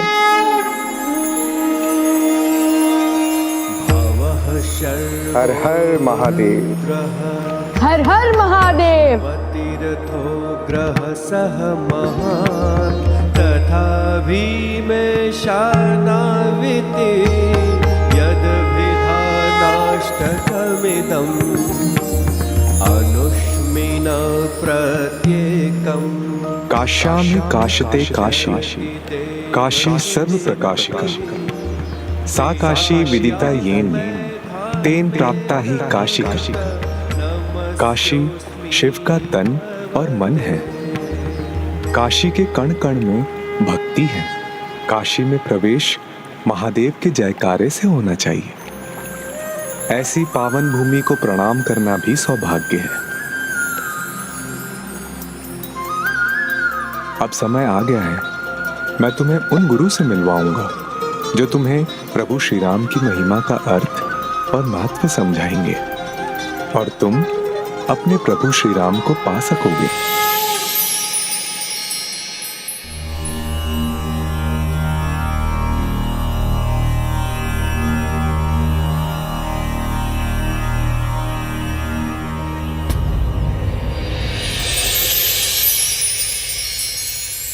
जय श्री राम।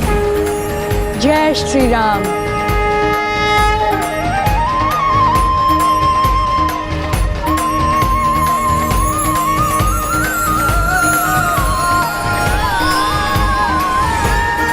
मेरे मित्र श्री शेष सनातन संस्कृत भाषा के प्रकांड पंडित हैं। तुम इनसे संस्कृत का ज्ञान प्राप्त करोगे। और मित्र शेष, ये है तुम्हारा शिष्य तुलसी। तुलसी नाम सुनकर ही इसकी भक्ति की महानता और इसकी भावी प्रतिष्ठा का बोध हो रहा है। आओ तुलसी, मैं तुम्हें अपना शिष्य स्वीकार करता हूं।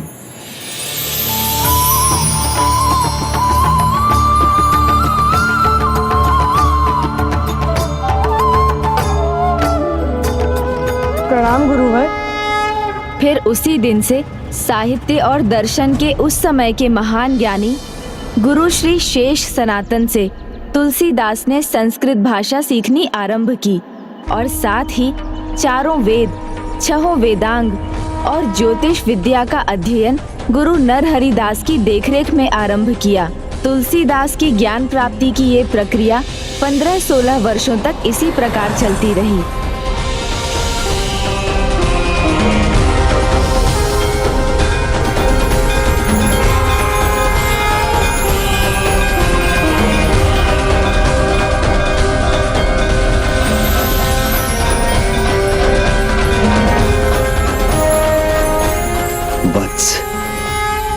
जितना ज्ञान मैं तुम्हें दे सकता था वो मैं तुम्हें प्रदान कर चुका हूं। मुझे गर्व है कि जीवन भर का संचित ज्ञान तुमने शीघ्र ही सीख लिया।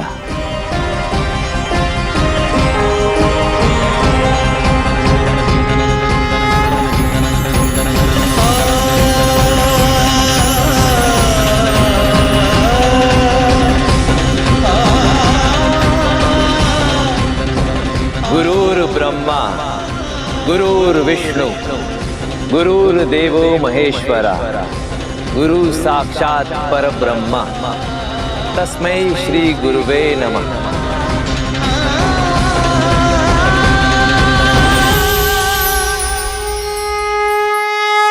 वत्स तुलसी, आज तुम्हारी शिक्षा संपन्न हुई।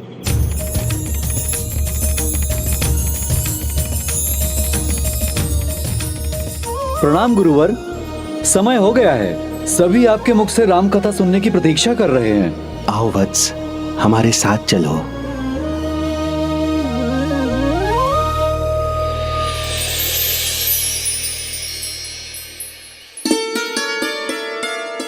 भक्तगण, आज मुझे ये घोषणा करते हुए बहुत हर्ष हो रहा है कि आज मैं राम कथा का पाठ नहीं करूंगा, क्योंकि आज ये महान कर्तव्य मेरा प्रिय शिष्य तुलसी निभाएगा। क्योंकि वत्स तुलसी, जिस प्रकार दास भाव से प्रभु की भक्ति मैं करता हूं, उसी प्रकार दास भाव से प्रभु की भक्ति तुम भी करते हो। इसलिए आज से तुम मात्र तुलसी ही नहीं, अपितु तुलसीदास के नाम से जाने जाओ। तुलसीदास के नाम से जाने जाओ।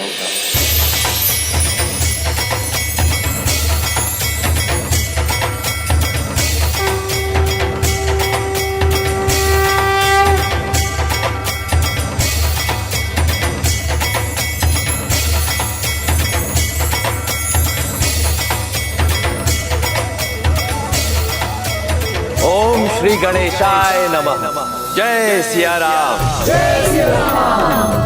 बोलो राम भक्त हनुमान की जय। बोलो राम भक्त हनुमान की जय।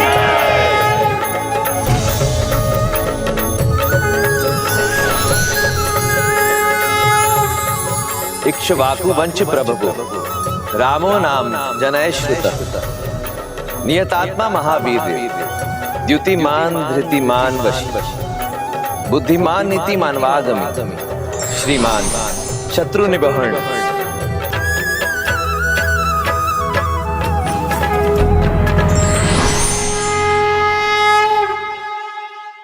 इधर तुलसीदास जी प्रथम बार रामायण का पाठ कर रहे थे और उधर उनके पिता आत्माराम अपनी अंतिम श्वास ले रहे थे।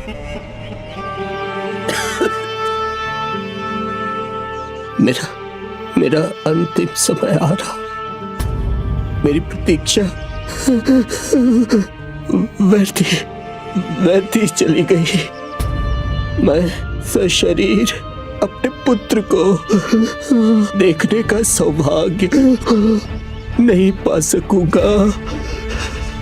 क्षमा करना भैया, मैं अपने इस कर्तव्य को नहीं निभा सका। सबको दोष मत दो देवदास। जो हुआ वो उसके भले के लिए ही हुआ। शायद वो उसके भाग्य में था जिसने हमसे उसको दूर कर एक महान गुरु से उसको मिलवा दिया।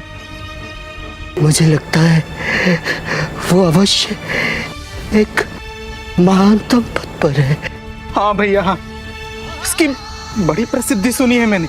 संस्कृत का प्रकांड पंडित हो गया है वो। मैं उसे राम कथा पढ़ते देख रहा हूँ। ये आप क्या कह रहे हैं भैया?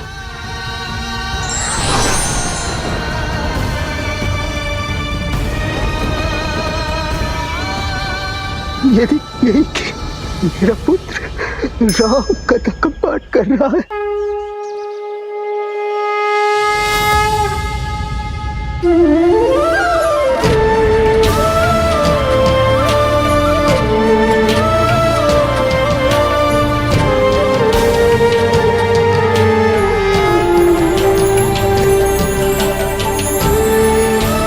बोलो सियावर रामचंद्र की जय। बोलो पवन सुत हनुमान की जय। जय सिया राम। भैया भैया ओ भैया भैया मैं आपको आपके जीवन में आपके पुत्र से नहीं मिला सका, किंतु अब अपनी भूल सुधारने के लिए और उससे क्षमा पाने के लिए आपको और प्रतीक्षा नहीं करना पड़ेगा। अति सुंदर, कितनी सुंदर वाणी है आपकी।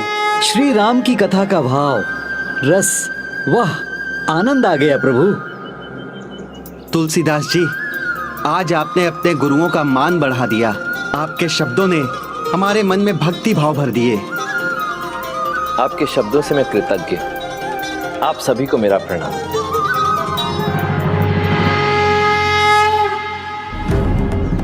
कल्याण हो।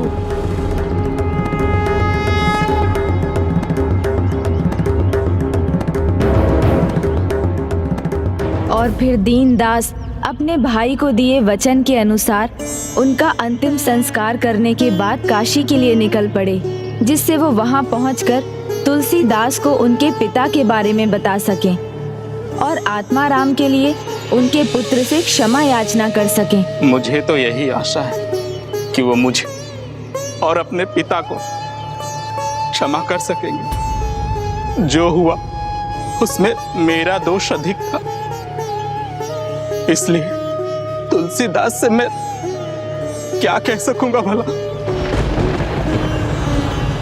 मैं चाहता हूं कि वो मेरे साथ लौट चले और उसके पिता की सारी संपत्ति, सारा धन उसे सौंप दूंगा।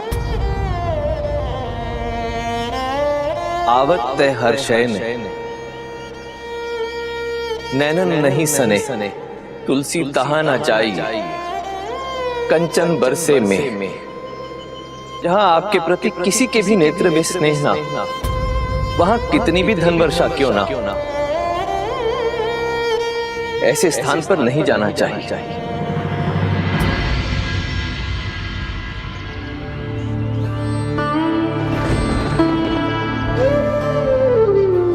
वत्स तुलसी, माता पिता के प्रति जो कर्तव्य है उसे पूर्ण कर ही व्यक्ति पितृऋण से मुक्त हो सकता है। उनका विधिवत पिंड दान कर तुम्हें तर्पण करना चाहिए।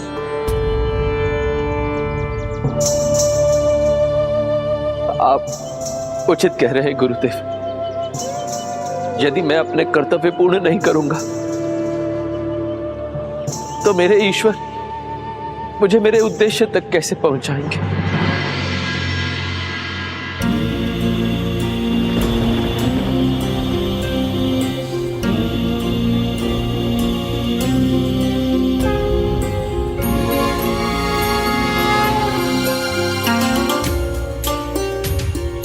जो आवश्यक विधि है वो करो और अपने पिता को क्षमा कर उन्हें मुक्ति दो।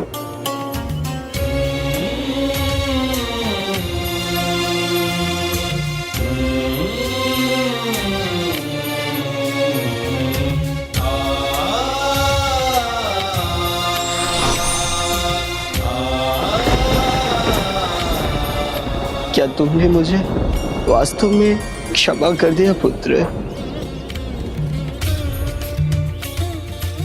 परंतु आपने क्षमा करने योग्य तो कोई कार्य किया ही नहीं।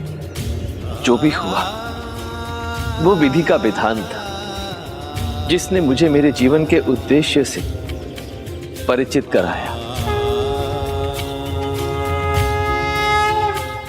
आप मुझे आशीर्वाद दीजिए पिताजी कि मैं अपने गुरु को दिए वचन के अनुसार इस पथ पर चलकर अपने लक्ष्य, अपने ईश्वर को प्राप्त कर सका। तथास्तु, तथास्तु, तथास्तु।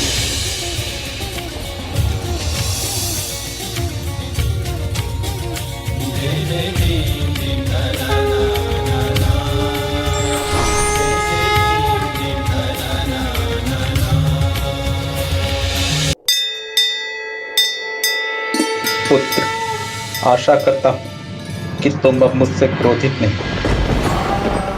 काम क्रोध मद लोभ की जौलों मन में खान, तौलों पंडित मूर्खों। तुलसी एक समान जो काम, क्रोध, लोभ और अहंकार को अपने मन मस्तिष्क पर हावी होने देते हैं, वो ज्ञानी पंडित होकर भी मूर्खी कहलाते हैं। काका जी, मुझे आशीष दीजिए कि मैं अपने जीवन के उद्देश्य में सफलता प्राप्त कर सकूं। कल्याण तुम्हारा हृदय अत्यंत विशाल, क्षमाशील, तुम अवश्य अपने उद्देश्य को पाओगे।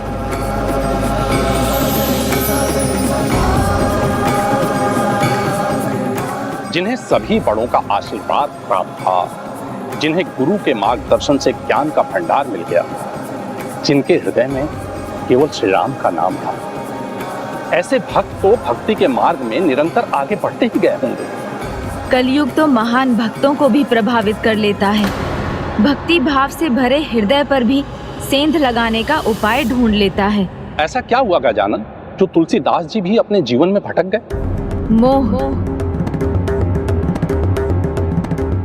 मोह, अपनी पत्नी के प्रति ऐसा मोह जो तुलसीदास जी के जीवन के उद्देश्य की पूर्ति में बाधा बनने वाला था। मन गदगद हो गया आज प्रभु राम कथा का ऐसा सुंदर पाठ जिसने श्रोताओं को भाव विभोर कर दिया। आपके शिष्य तुलसीदास ने सभी को मंत्र मुग्ध कर दिया। ऐसा लगता है प्रभु श्री राम के साक्षात दर्शन ही हो गए, जैसे हम राम कथा के भाग बन गए। मुझे पूर्ण विश्वास है कि स्वयं भगवान भी उसके मुख से श्री राम कथा का पाठ सुनने आते होंगे।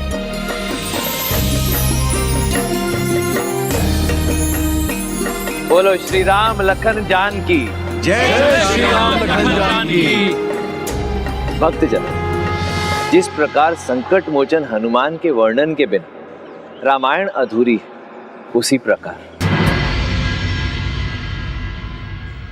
तुलसीदास की अटल भक्ति, अपने आराध्य के प्रति ऐसी अपार निष्ठा और उसके ज्ञान की पराकाष्ठा देखकर मैं अत्यंत प्रसन्न हूं।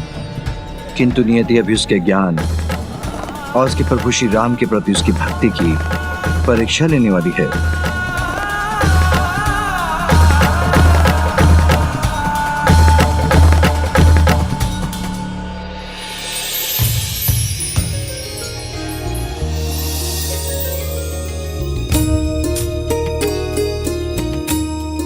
प्रभु श्री राम के इस साधारण भक्त दीन बंधु का धन्यवाद स्वीकार कीजिए।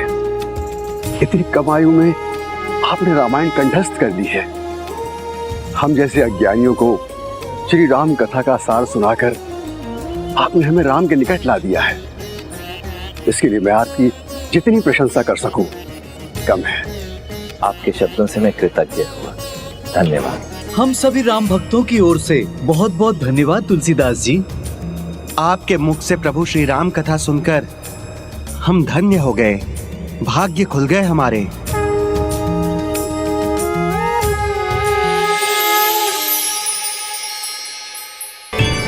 मैं पुनि निधि गुरु सन सुन कथा सो सुकर थे, समुझी नहीं तस बालपन, तब अति रहे हूं अचे।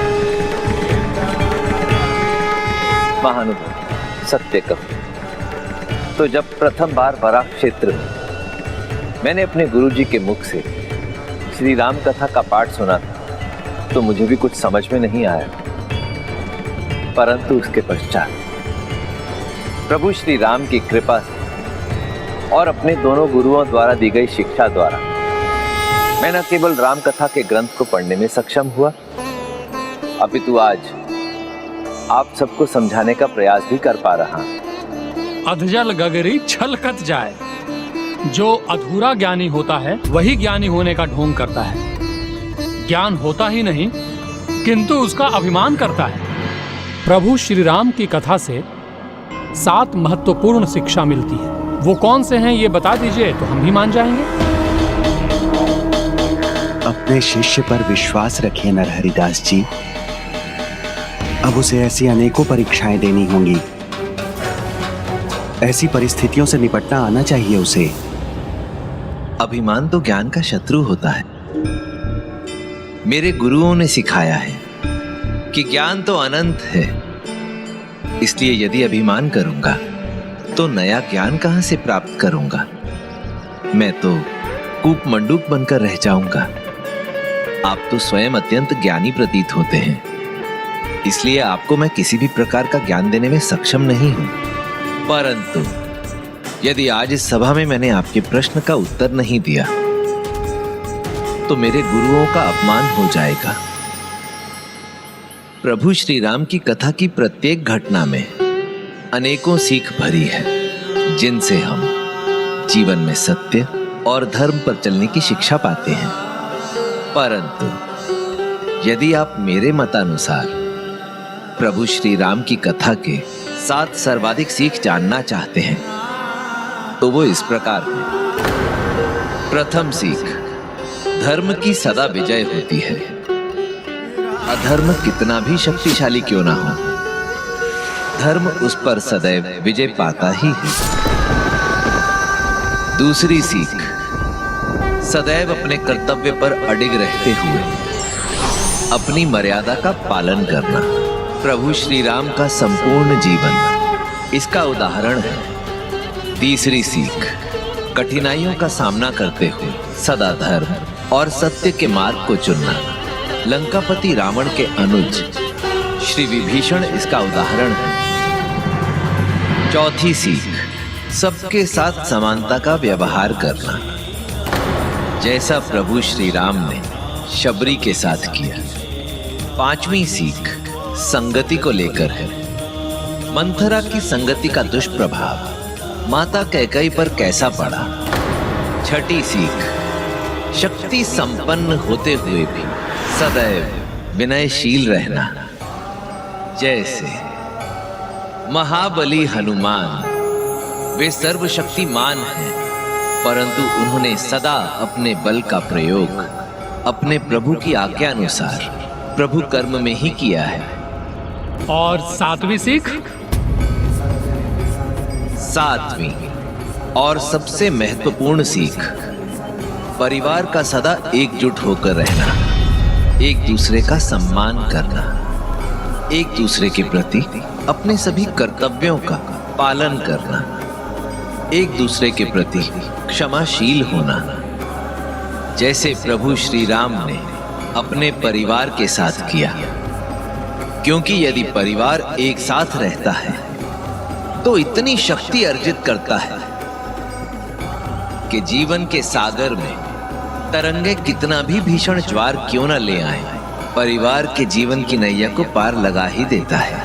एक और अत्यंत महत्वपूर्ण बात, परिवार का मुखिया मुख के समान होता है। जैसे शरीर में इतने अंग हैं, परंतु भोजन ग्रहण करने का सुख केवल मुख को प्राप्त होता है, परंतु वही मुख अपने विवेक से शरीर के सभी अंगों की देखभाल भी करता है।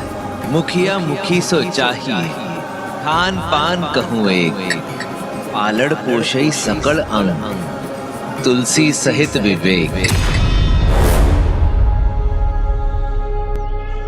अति उत्तम, कितनी सुंदर व्याख्या दी है आपने तुलसीदास जी। इतनी कम आयु में इतना ज्ञानी होना अति दुर्लभ है।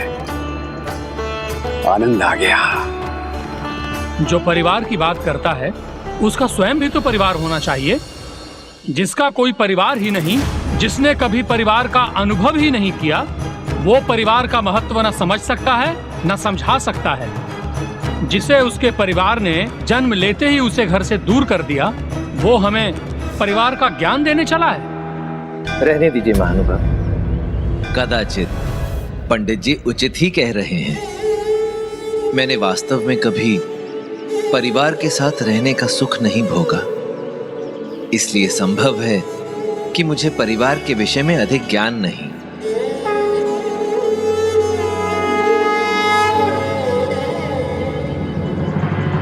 आप सोच रही होंगी कि ज्ञान की परीक्षा में तो सफल हुआ है तुलसीदास, किंतु उससे भी कठिन परीक्षा है, वो है निष्ठा की परीक्षा, जो अभी शेष है।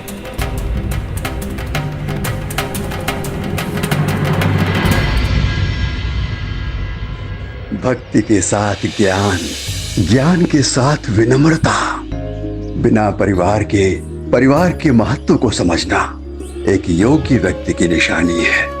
मेरी पुत्री के लिए इससे अधिक योग्य वर कहाँ मिलेगा?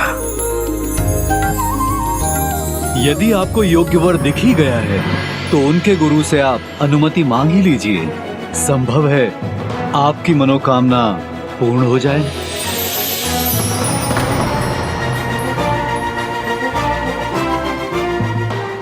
वो जो भी थे, उन वृद्ध सज्जन का बहुत बहुत धन्यवाद।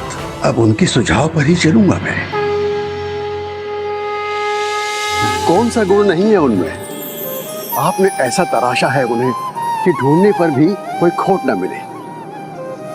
हे गुरुदेव, आप दोनों की कृपा और अनुमति से मैं भक्त तुलसीदास को अपना दामाद बनाना चाहता हूं।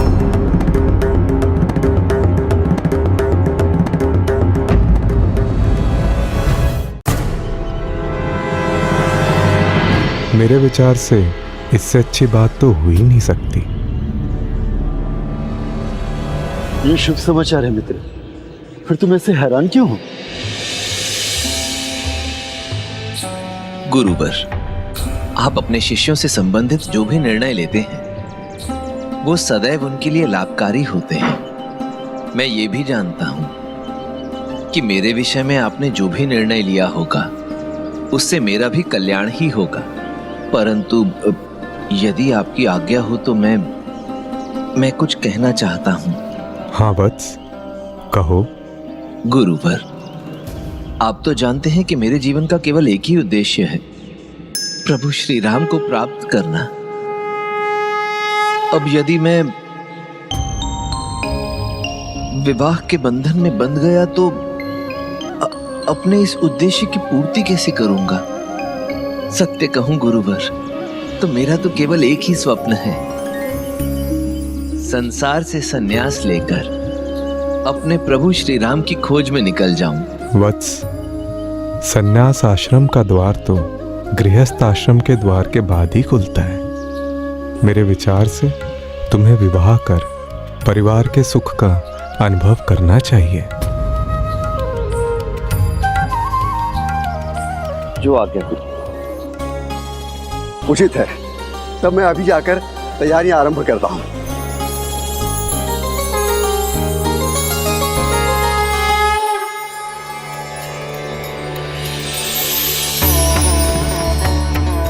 प्रभु,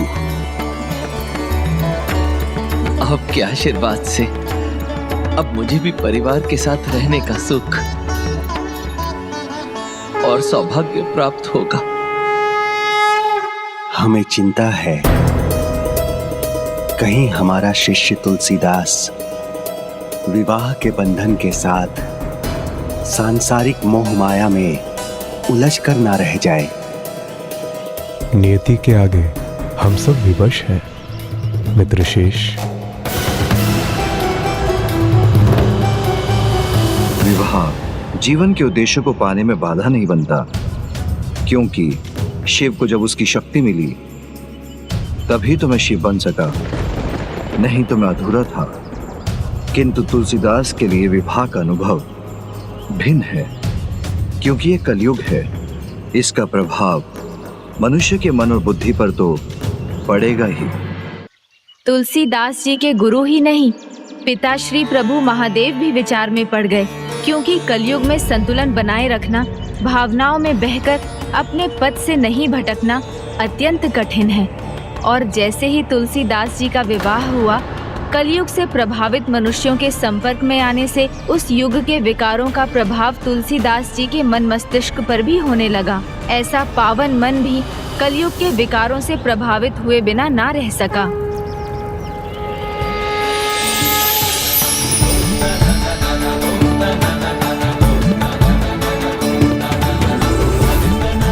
बधाई हो मित्र,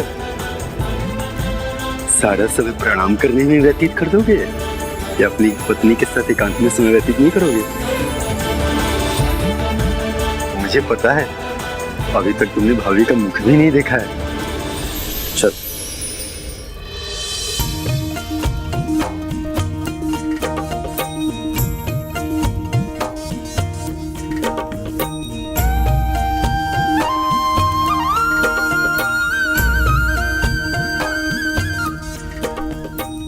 भगवान की असीम कृपा आप दोनों पर बनी रहे।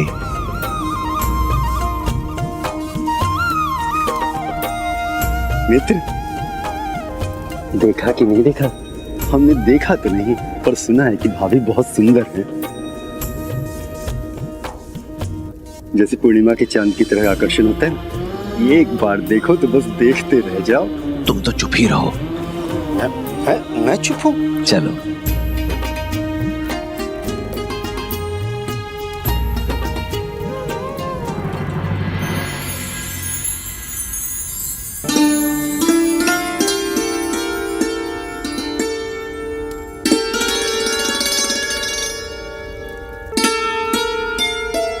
तुम दोनों का सदा भला हो और जीवन में अपने उद्देश्य को पाने में तुम दोनों एक दूसरे के सहायक बनो।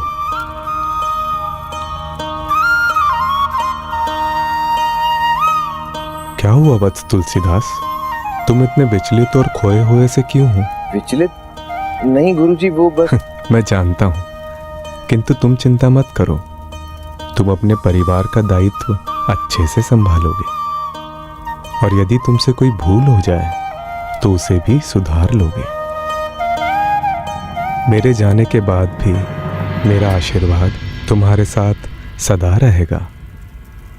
आपके जाने के बाद अर्थात अब मेरे अयोध्या लौटने का समय आ गया है। नहीं गुरुवर, आप नहीं जा सकते। आप ही तो मेरा परिवार है। माता पिता बनकर आप ही ने तो मेरा पालन पोषण किया है। गुरु बनकर मुझे दीक्षा दी, जीवन का मार्ग प्रदर्शित किया, यहां तक पहुंचाया। मैं आपके बिना नहीं रह पाऊंगा गुरुवर। कृपया कर मुझे अकेला छोड़कर मत जाइए। नहीं वत्स, तुम अकेले कहाँ हो? तुम्हारी पत्नी, तुम्हारी जीवन संगिनी तुम्हारे साथ है, जिसके साथ तुम अपना परिवार आरंभ करने जा रहे हो।